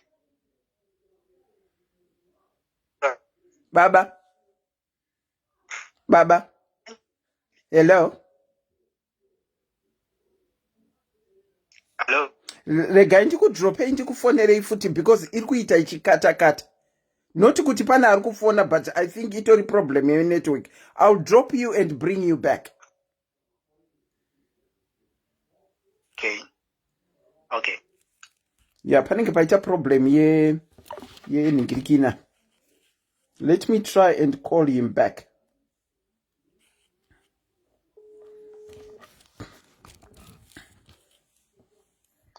Hello, Andy. Hello. Yeah, timbo try futi. Alright. So ndanga ndichiti nini evangelist kuti anzi evangelist hunge apfuura nepamaoko pa apostle. Haakwanisi kuita evangelist asina kuturikwa maoko pamusoro na apostle. Example iripo ndi Timothy. Timothy was an evangelist. Akaordeniwa na Paul, who was an apostle. First Timothy chapter 1 verse 18. Akatita zvekuordeniwa na Paul. Haana kungobvira from nowhere kungoti ndatora evangelist. No. Haana kumbobvira aita izvozvo. And then pana sisi Ruth pane zvavataura. I want to agree navo. The apostle ndiye anokorekta kuti church inofamba sei, achitaridza kuti apa unoita so, apa unoita so, apa unoita so, ndiye anokorekta. That's why maiona Paul achitaura na evangelist Timothy. Anoti kana wakuchuza ma-elders epachechi vanofanira kuva vanhu vakaita sei. Kana uchidzidzisa shoko raMwari rinenge rakaita sei. Haungoita zvese izvi zvinhu zvinotaurwa naapostle, hazvitaurwe naevangelist, because evangelist ari pasi pa apostle. Right. Then toenda pana teacher. The book of James says, do not rush to be teachers, for you will be judged with what you teach. Zvinotaurwa nana James. Nemhaka yei, because a teacher munhu ava well equipped neshoko raMwari, anokwanisa kuticha vamwe vanhu. Uyu futi uyu anokwanisa kuordeniwa naapostle. Okay, amene kuti mune vhesi here kuti tione kuti akaordeniwa naapostle muchinzvimbo chaticha ndiani muri muBhayibheri. Let me get Tony. Acts chapter 20 verse 28 ngativerenge itone. Acts chapter 20. Acts, Matthew, Mark, Luke, Acts chapter 20. Yes. Acts 20 verse 28. Acts chapter 20. Where are you? Acts Matthew, Mark, Luke, John, Acts. Sorry, forgive me. Acts chapter 20. Okay. Acts chapter 20, verse 20. Verse 28. Acts chapter 20, verse 28. Inoti. Where are you, verse 28? Komana. Hapana kana chandiri kutomboona kana chibodzi zvacho. Okay. Let me read from this side. Keep watch over yourselves and yes, be shepherds of the church which he bought with his own blood. This was Paul achitaura nechechi yaanga asiya pa anga kubva pa, let me see which church was this. Anga ari Kuma Ephesians. No. He was Paul's farewell to the Ephesians elders. Ephesians. Yes. And he gave them that command with kanama kutisha, you have to be overseers. Munofanira kutisha. At the same time, ndo panopinda futi zvema pastors. Mukatarisa ipapo ndo panopinda vafudzi, because panoshandiswa word rakashandiswa po rokuti overseer. An overseer is a pastor. He's not just a teacher, but he is a pastor. Ipapo inoti an overseer. One of the overseers vatanga tinavo ipapo ndi Titus. But baba, for argument's sake, hazvina kunyorwa mubhaibheri kakuti overseer ndi pastor. Ati? For argument's sake, yatanti nayo na baba vachita hazvina kunyorwa kunzi fivefold ministry mubhaibheri. Apa hazvina kunyorwa kunzi pastor ka. Right. Zvinoita ndechekudai the wedding inochapa nebhaibheri rimwe racho rinoshandisa kana kuti matranslation zvichienderana neversion yaunenge uchishandisa. Kune New King James Version, kune NIV, kune chi. And then mawords anoshandiswa ipapo anosiyana. Saka kana ukada kuita kuti ndoda kuti panyorwe kana kunzi pastor kana kuti panzi zvakati, unoona kuti it will be different. Like zvanga mushoko but wedding rakangoshandiswa cheteka rakasiyana, because a shepherd mamwe anoti overseers. A shepherd munhu anotarisa mweya yevanhu, who is a pastor. Kana kuti tingati muchishona mufudzi, muchishona a pastor mufudzi. Ndizvozvo. Saka kana uri mufudzi uri pastor, uripo ipapo, you are an overseer. Saka kana pari kutaurwa naPaul achiti vafudzi mufudze mweya yevanhu varipo, you are being made pastors, which means you are a pastor. One of the people vakaitwa izvozvo ndi Titus. Tikaverenga Titus chapter 1 pavhesi ya 5 tinotoona kuti Titus akatoita zvokuti anzi ndoda kuti ufudze vanhu panzvimbo yaanga asiyiwa iyoyo, akanzi ndinoda kuti ufudze vanhu ava. So he was answering to the apostle Paul, ndiye akanga amudhina kuti aite pastor. Then ndozotaura panyaya yaprofeti. Profeti kana kuti tingati prophecy, it's a gift inobva muna Holy Spirit. No one can anoint you kuti uve a prophet. Hakuna zvakadaro. Kana izvo zviri kutaurwa impartation, there is nothing like that when it comes even to prophets and prophecy. Hakuna impartation. Hakuna zvakadaro. Even in the Bible handisandamboona pakanzi uyu akanga ari muprofita saka mukadzi wake ndiye akazoitawo muprofita. No.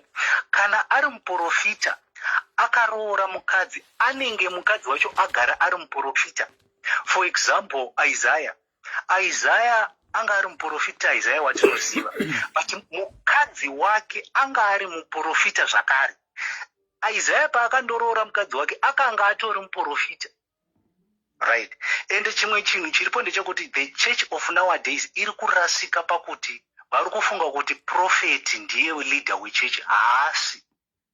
No, there is nothing like that. A prophet, a mere person, it's just a gift of the Spirit. Kana uine mweya wa Mwari and Selina, you can be a prophet. Muri azvina need yekuti mutange church. No. Leader, Right. leader, kunzvera kwandaita inini before I came to the live. Pastor, ndiye leader of a Christian congregation. Yes. Ndokunzvera kwandaita inini. Yes. Pastor. Ndizvo zvichaizvo. Okay. Okay. Okay, ndoda kuti tiende pana Acts chapter 21. Let's go to the next chapter. Muri ipapo ngatiende pa next chapter. Pa 21. Pa 21. Right. Ndoda kuti titangire pa vhesi kuti nyatso ku verse 9. Ngativerengei pa verse 9. Right. Apa aiva there was an evangelist ainzi Philip. Agari pa Caesarea. Yes. Right. Pa verse 9 inoti, he had 4 unmarried daughters who prophesied. Yes. They were just a congregation. Vanga vari vana vesangano, vanga vasinei nezvigaro zvemuchechi, vaingori vana, but they were prophetesses. Vari vana kudaro. Right? And then ngatiendei pa verse 11.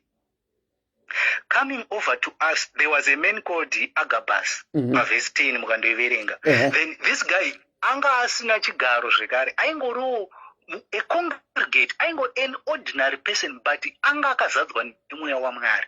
And then pa verse 11 akatora belt raPaul zvikanzi ndobva azvisunga akati murume ane belt randazvisunga naro ari kuenda kundosungwa akaenda Jerusalem.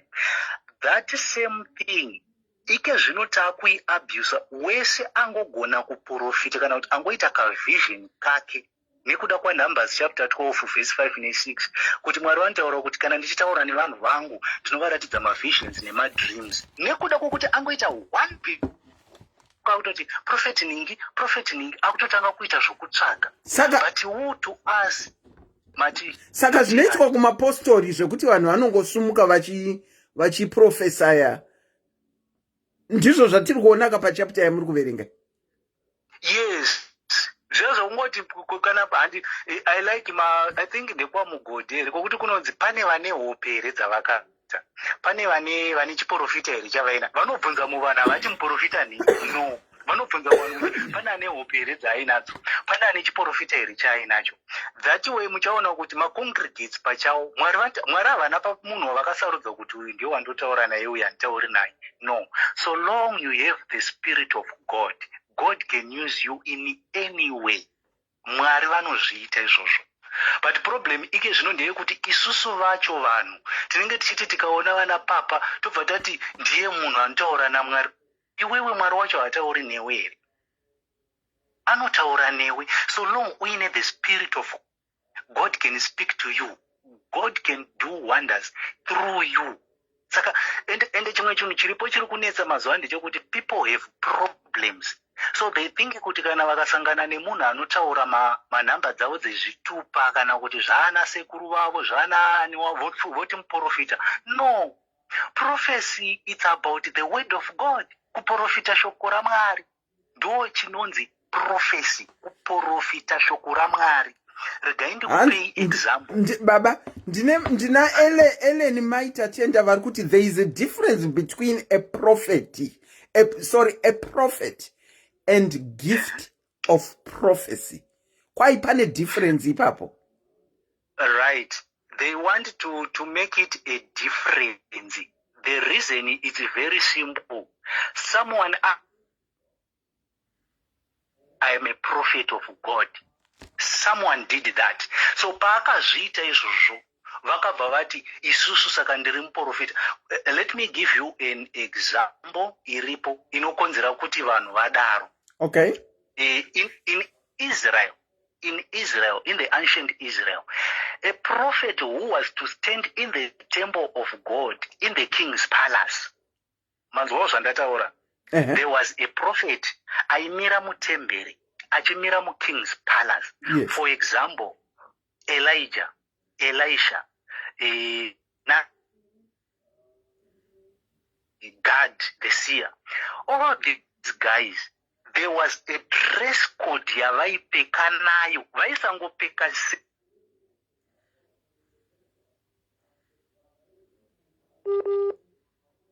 network. Anyhow. Oh, okay. There were not people who were like wearing anyhow. They had a dress code yavaipfeka nayo. That's why muchinzwa kuchinzi anobvunza murume uya kuti murume wawaona akaita sei, zvikanzi anga akasungira bhandi. The moment yakangonzi akasungira bhandi zvakabva zvanzi ndi-Elijah uyu. Vakatomuziva kuti ndi-Elijah. Okay. Zvikanzi anga yes, they had a special code yavaipfeka nayo. Zvokuti waiti ukangopfeka seizvozvo vanhu vaitoziva kutoti uyu munhu waMwari uyu, muprofita waMwari. But nowadays hatina inonzi special code yatinopfeka nayo kana kuti a dress code yokuratidza kuti uyu munhu waMwari. Why? Because the Holy Spirit has been poured unto all flesh. Ipapo ngatipanzwisisei. During the Old Testament, Jesu asati vauya, Holy Spirit anga asina kudirwa pamunhu wese wese. No, they were selected individuals. That's why they were prophets. Okay. But now that the Holy Spirit has been poured on all flesh, which means anyone can be a prophet. I need that gift of prophet, agoita prophesy. But nyaya iripo ndeyekuti chaari kuprofita chi. That person should prophesy the word of God. For example, regai ndikupe example. Endei kubhuku ya Jude, the book of Jude, chapter 1, verse 9. Jude, yes, just before Revelations, there is Jude. Okay, now Jude was an apostle. Ndoda kuti tipazive ipapo. Zvekare Jude anga ari munin'ina waJames. Ava vanhu ava vandiri kutaura nezvavo, James naJude, mukangovanzwa vanenge vari 3, James, Jude naJoseph. Vanga vari masiblings aJesu pakuzvarwa kwavo panyama. One of them is Jude, right? He became an apostle, but mukatarisa pa12 disciples anga asipo, but he was an apostle and he had a gift of prophecy on him. Maona, he was an apostle but anga in a gift of prophecy. Ngatinzwei kuti anoti chi pa verse 9. But even the archangel Michael, when he was disputing with the devil about the body of Moses, did not dare to bring slanderous accusations against him, but says, "The Lord rebuke you." Izvi zvakataurwa naJude zvinowanikwa kuna Deuteronomy, which were 1,000-something years before him. It was a long time. Moses musi waafa paakanzikwira mugomo, that is Deuteronomy chapter 30. Achindofa achikwira mugomo, anonzi waakufa. Hapana anoziva kuti zvii zvakaitika kuna Moses. Ukandoverenga chapter 30 wanongozonzwa kuti Joshua akatondoburuka, akabva andoburuka mugomo muya. Hapana anoziva kuti zvii zvakaitika. But because the Holy Spirit was upon Jude, Holy Spirit ndo yakaudza Jude kuti musi wakafa Moses ndo zvakaitika izvi. That's the gift of prophecy. Inonzi it edifies the church. Mukaiverenga 1 Corinthians chapter number 12. 1 Corinthians 12. Inoti the gift of prophecy that edifies the church. Haina kunzi inouya na prophet. Hakuna munhu akanzi uyu ndiye anofanira kuita prophet. No. A prophet could be anyone so long aine the Spirit of God. Then pane ndichipedzisa pane vhesi pane zvataurwa nababa vabva mukufona. Ngavandoverenga 1 Thessalonians chapter number 5 verse 22. Vanga vachitaura zvekuti unonzvera mweya sei hazvimo muBhaibheri. Ivo ndivo vasina kuverenga. 1 Thessalonians 5 verse 22 inototaura kuti test all spirits, which means unotonzvera mweya nemweya. Haunganzvere mweya iwo usina mweya wacho, unounzvera sei? Okay. Yes. Saka iyoyo ngavaiverenge unokwanisa kunzvera mweya nokuti unenge uine mweya waMwari. Then kouya issue yema-spiritual fathers handiselina. There is nothing like that. Hakuna chinonzi spiritual. Vanhu they are idolizing themselves. Tanzwana last call achiti vanenge vawana impartation from maprofeti avanenge vachishanda nawo avanenge vachifamba nawo. No. You cannot impart something. Ingawani kana Paul chaiye anotaura kuti handina chandinokupai, but the spirit of ivo wenyama anogokupa anokupa sei? Ndo station yacho inouya pamunhu sei? Munhu ndo munhu sei ichibva pamunhu inofanira kubva pana mweya mutsvene, kwete pamunhu. Ende baba vava vataura nyaya iyoyoyo vareswa kuverenga bhaibheri. Vanhu vanomhanya kana vachiverenga bhaibheri. When Elisha hit the river Jordan nemendo yaElijah, he never said, where is the spirit? Anombonyorwa kuna bhaibheri rinoti, where is God of Elijah? Anotaura nezita rake, hamboti of my father. Hapana zvakadaro mubhaibheri. Vanhu vanotoziva bhaibheri, so what they want. Paul achinyorera kuna Timothy anoti, Timothy, my dear son in Christ, but haamuti I'm your father. No, anoti I am your mother. Iye Timothy uyu Paul anoti I am your mother. Nemhaka ye because akuwana Kristu kupurikidza nekugomera nekurwadziwa kwangu. Saka to me ndinoona muri vana vangu, inini ndiri amai venyu because ndakatambudzika pakuti inini mutende.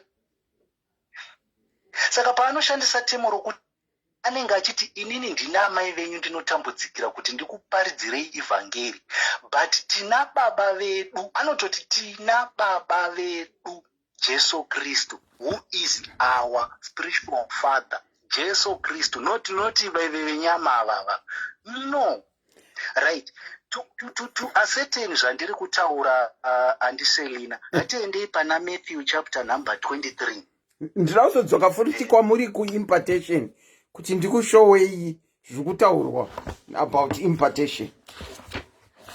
Sorry, kuna Matthew chapter 23. Matthew 23.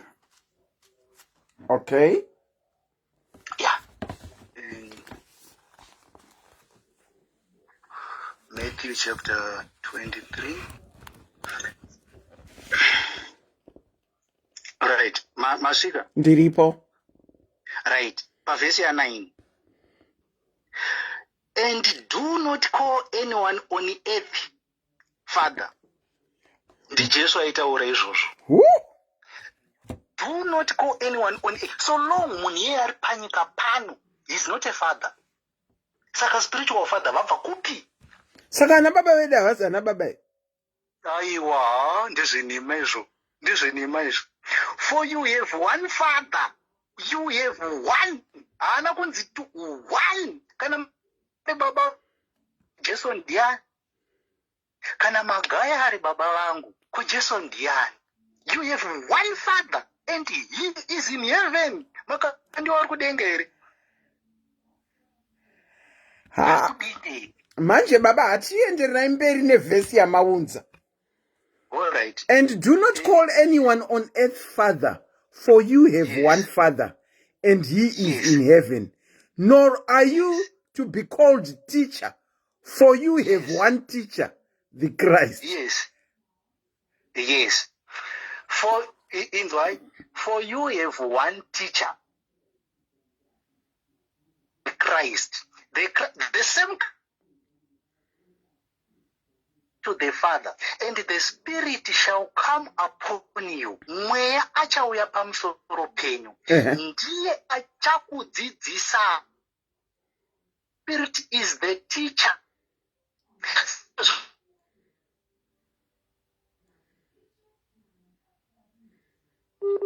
Zvine nharo. Mapabata were handisi. Ndapabata saka maticha tiri kutaura nezvawo ari kuna Ephesians aya. Matichi nezvaticha uyu ari kuna Ephesians. Ticha uyu kura Mwari. Mwari. Seshoko raMwari ari mweya waMwari. Munotaura shoko raMwari. Network iri kuita jealousy kwamuri baba. Network iri kutoti vhiringa. Muri kundinzwa. Iri kuita muchitiza saka hatizonyatsonzwa nekubata zvamunenge muchitaura zvacho. Alright, ndati ticha anenge ava munhu ari machuwa mushoko raMwari, aine mweya waMwari. Ndiye anokwanisa kuticha because chaanoticha ndechakaiswa maari naMwari namweya mutsvene. Saka pandanga ndichitaura kuti apostle ndo vanoapointa vanhu ava, it's because the apostle can see the maturity of a teacher, kuti uyu anokwanisa kudzidzisa vamwe vanhu. Ndo paanozoapoindwa onzi you can be a teacher, because anenge aine mweya waMwari. Zvaanotaura hazvisi zvake chete, but anenge achitaura zvaMwari, anenge achitaura zvaKristu, because anenge aine mweya waMwari. Ndo unenge uchiticha. Okay. Yes. Ndapabata. Then kuimpartation taura itinzwe and impartation is the ability to give unto others that which God has given to us. Okay. It is the transfer of these gifts from one man or woman of God to another, especially through laying on of hands. Which means might kwibidi vakatoleiwa hands kuti vaite prophetess. Saka wait andiselina. Wait and zviri pai izvozvo iGoogle. iGoogle impartation iGoogle. iGoogle. Right. Pane payando vhiringa. Pane payando vhiringa. Ndepapi baba nekuti mambotiudza isusu kuti pane vakaleiwa mahands naapostle kuti vaite basa ravaiita, which means apostle akausa impartation yake iri kutaurwa ipapa kuti ape ava kuti vaite basa by laying on of hands. Handiziva kuti pabviringika ndepapi. Right. That's why manzwa even panapa ndataura ndikati a gift inenge iri mumunhu yaiswa namweya mutsvene. Ndizvozvo. The apostle can see the gift iri mumunhu yaiswa namweya mutsvene. I think ndo zvandataura. Okay. Pandataura nyaya yemateachers, that a gift because ngati okay, ende kuna 1 Timothy chapter 1 verse 18. Melody Nikoga. 1 Timothy. Yes, chapter 1 verse 18. 1 Timothy. Yes. Ibhaibheri rangu handirizivi kandi ndinotoperuza manhingiriki mapage. Kana masvika verenga henyu. All right, 1 Timothy chapter 1 verse 18. Timothy, my son, I give you this instruction in keeping with the prophecies once made about you. Right. Ndo ndikagumira ipapa, I think muno. Okay, regendi petse. So that by following them you may fight the good fight. Ma prophecies akanga ataurwa pamusoro pa Timothy ndechi. Ndekuti he was going to be an evangelist. Okay. Ndo ma prophecies akanga ataurwa pamusoro pake. That's why pakataurwa ma prophecies aya, Paul, he laid hands on him, ordaining him evangelist, but the gift yakanga yaiswa maari na spirit. That's why zvakaita profitwa kuti uyu anofana kuita muvhangeri. It was the Holy Spirit who was prophesying, and upper mind you. asipo an evangelist, and then like, okay, I will lay it on him, praying for him, gaining him. Saka tiri kubvumirana here kuti laying on of hands is the impartation that we are talking about. Are we agreeing or are we disagreeing? We are disagreeing, Auntie Selina. The reason is simple. How can I give you a gift of prophecy magaraminayo? How can I give you a gift of evangelism? Iyo yagara iri mamuri mimi. Saka the laying of hands, it's a sign. Zvakangofanana ne tinoiti chiko ndana kuti right when Paul and Barnabas were sent to be apostles in Acts chapter 14. The Bible says, and the Holy Spirit said, nditsaurire Paul na Barnabas muvaturike maoko pamusoro. Chandinoda kubvunza ipapo ndechekuti chavaiswa chii chavanga vasina. Because already they were, mukatarisa ku chapter 9, Paul was already given the mandate. Anga atotumwa kuti chienda unoparidza shoko raMwari ku chapter 9. Right. And then ku chapter 14 kozonzi, and the church, which means Peter, James na John, the elders, ndobva vati ivanzi chitsaurai ava muvapfugamise pasi muvanamatiri. Havana chavaipiwa. Magifts anga atoripo kudhara. Mavari, yes. Anga akungosimbiswa nema laying on of hands. Of hands. Okay. You cannot impart chinhu chawagara uinacho. Paul was already filled with the Holy Spirit. There was no need for him to be prayed kuti asatswe nemweya mutsvene. Anga atozadzwa nemweya mutsvene kudhara. Barnabas was already filled with the Holy Spirit. Anga agara atozadzwa nemweya kudhara. All right. I get you now. I get you. So, paanoturikwa maoko pamusoro, it's just ordaining kuti chiendai mapiwa basa. Okay. So Paul anondozviita futizve kuna Timothy. Timothy akatoprofitwa asati aunzwa Paul pacho kuti uyu ndamutsaura kuti aite muvhangeri, ndimwari vaitaura. Saka tinoti Paul ndiye akaisa Timothy. Aiwa, Timothy anga agara ari muvhangeri, but anozonzi ndakuturika maoko pamusoro as nation kuordainiwa kuti I do get what you are saying. Zviri kunyorwa naMatha zvekuti Matha Rudo, laying of hands kuitira kuti the gift imanifest iripo already, but yakuda kusimbiswa. Saka anoleyiwa hands. I now get what you are talking about. Okay. I got you. I got you there. Yes. Thank you. I got you. So tabvumirana kakuti hakuna impartation. Yeah, tinenge tabvumirana. Tabvumirana. Regai ndikupei another example inogona kuzopiwa nevanhu vachiti impartation yakaitika, but haisi. Okay. Moses was a prophet, right? He was talking to God, ndobva atumwa akanzi enda unobudisa vana vaIsrael uise muKenani, right? But along the way, tezvara vake vanouya.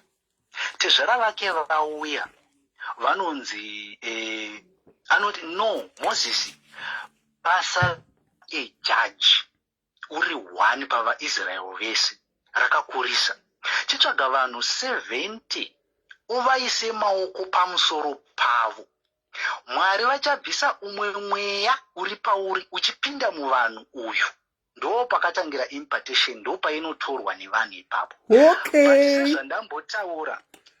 Sezvandambotaura, Holy Spirit during the Old Testament aiti akauya aienda, akauya oenda. In this case anga ari pana Moses chete, anga asiri pane vamwe vanhu. Saka pakazonzi chitora ma 70 elders ise maoko pamusoro, and God will put some of your spirit on them. Yokuva majudges, not yekuva a prophet. Ipapo ngati pabatisise, they were to be judges, not to be prophets.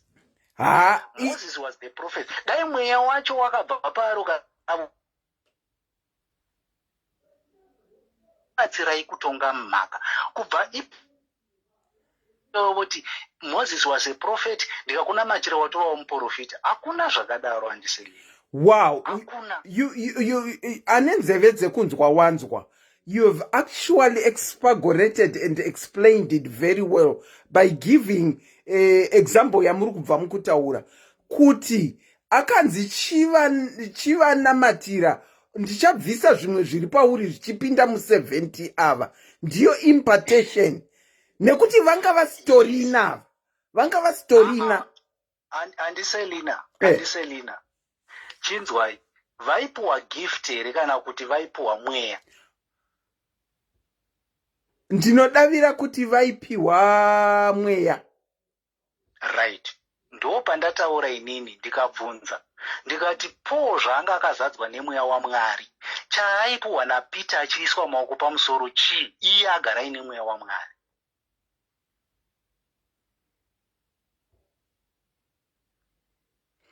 Agara aine mweya waMwari. Yes. Saka Peter agara aine mweya waMwari.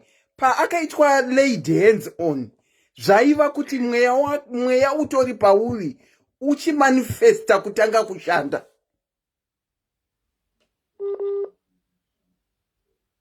Vanoita dosayo aure hello kuti mweya mutsvene vakauya pamunhu vanoita dosayo. Is that true? Because that's why manzwa ndataura ndati inini chakapiwa ma70 elders was the spirit, because the spirit of God during the Old Testament yanga isiri mumunhu wese. It was the spirit, not the gifts. No. Okay. Gift yakasara iri pana Moses. Okay. Of being a prophet yakasara iri pana Moses. Okay.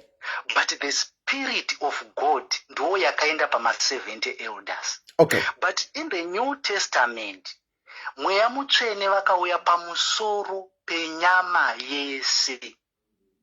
Pamusoro. Even mukatarisa varume vanonzi vakagadzira the ark and the temple and say those two guys kunonzi tora nhingi nanhingi uvaisa apa. Moses vanamatirwa vanonzi vakapuwa chipo checraftsman naMwari, which is a gift, which is a gift from God, not from Moses. But chakanga chichibva pana Moses, it was the spirit of God, because the spirit of God was not in everyone. So the gift inenge iri mauri yaiswa namweya mutsvene. Saka ini manzwa ndati inini ordination inoitwa ye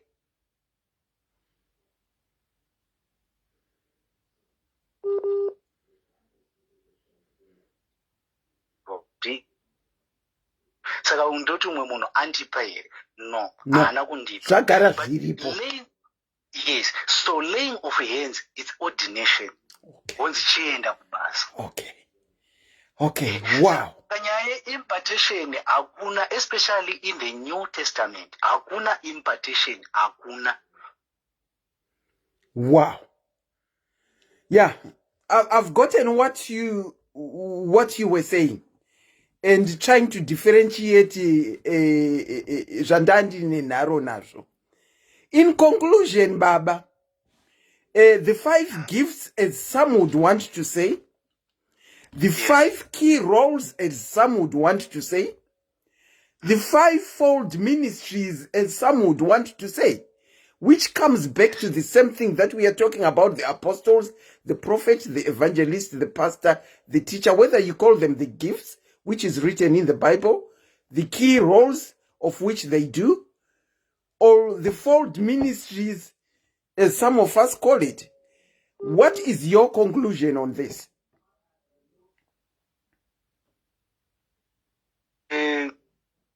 Tichingonovhara.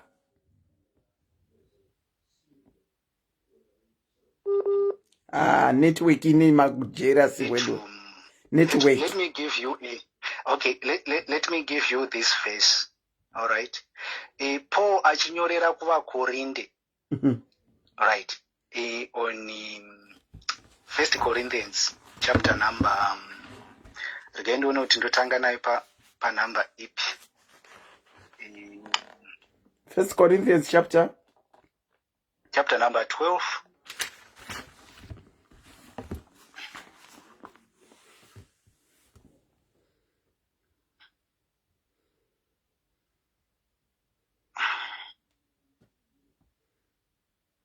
Mashika. Ndiripo. Right. Verse number 4. There are different kinds of gifts, but the same Spirit. Utanga.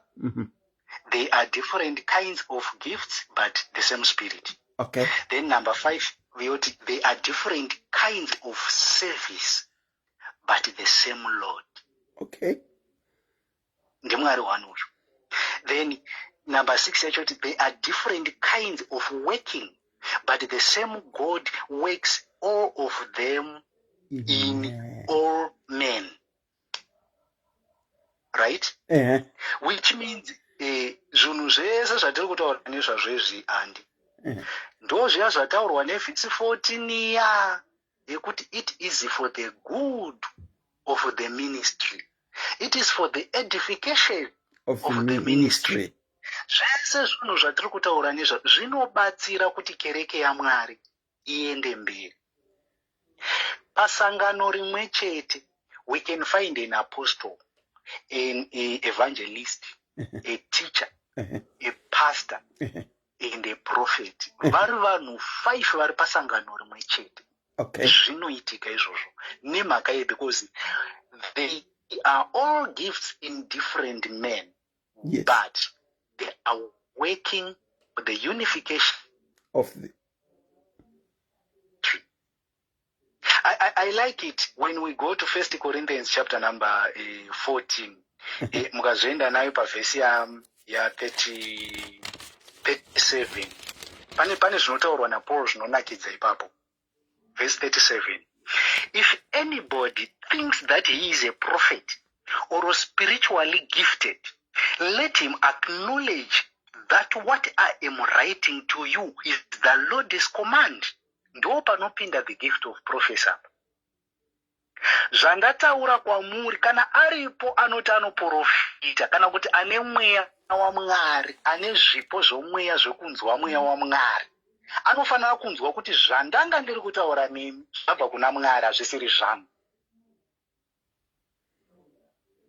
Maona panondopindira ma fivefold ministries aya. Ndo padzinondobatsira. Ndo pakuti munhu akasimuka akataura kuti Mwari vati zvakati one umwe osimuka kuti haasi Mwari atitaura uyu. Haasi Mwari. Ndipo panondopindira the gifts to edify the church. Kubatanidza kereke, kuinatsa. Kuti kuumbana paipai panondotaurwa kuna Hebrews 10:25 kuti musashora ungano but sanganai muchikurudzirana mushoko raMwari. That was the reason muine magifts. Maiwe ndakata by mistake. Anchida screenshot ye number dzawo ndawakata by mistake. Maiwe.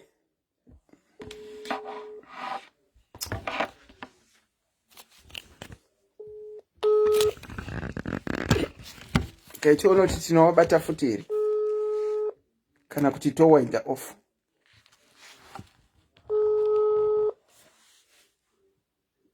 Si yakuramba kupinda. I'm trying to call him back. Pakaipa. Ndopa unoona kuti hatizive bhaibheri zveshuwo. Tiri kungoita gunda musaira rinenge rehwiza riri kungotera nevakanange mudondo. Tichingovhumira zvatinenge taudzwa tisinganzvere nekurava zvinenge zviri mubhaibheri.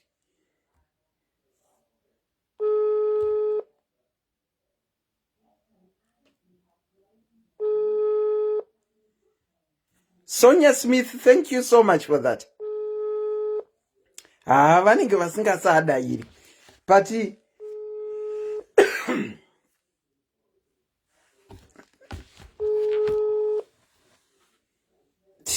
tichavashedza futi next time.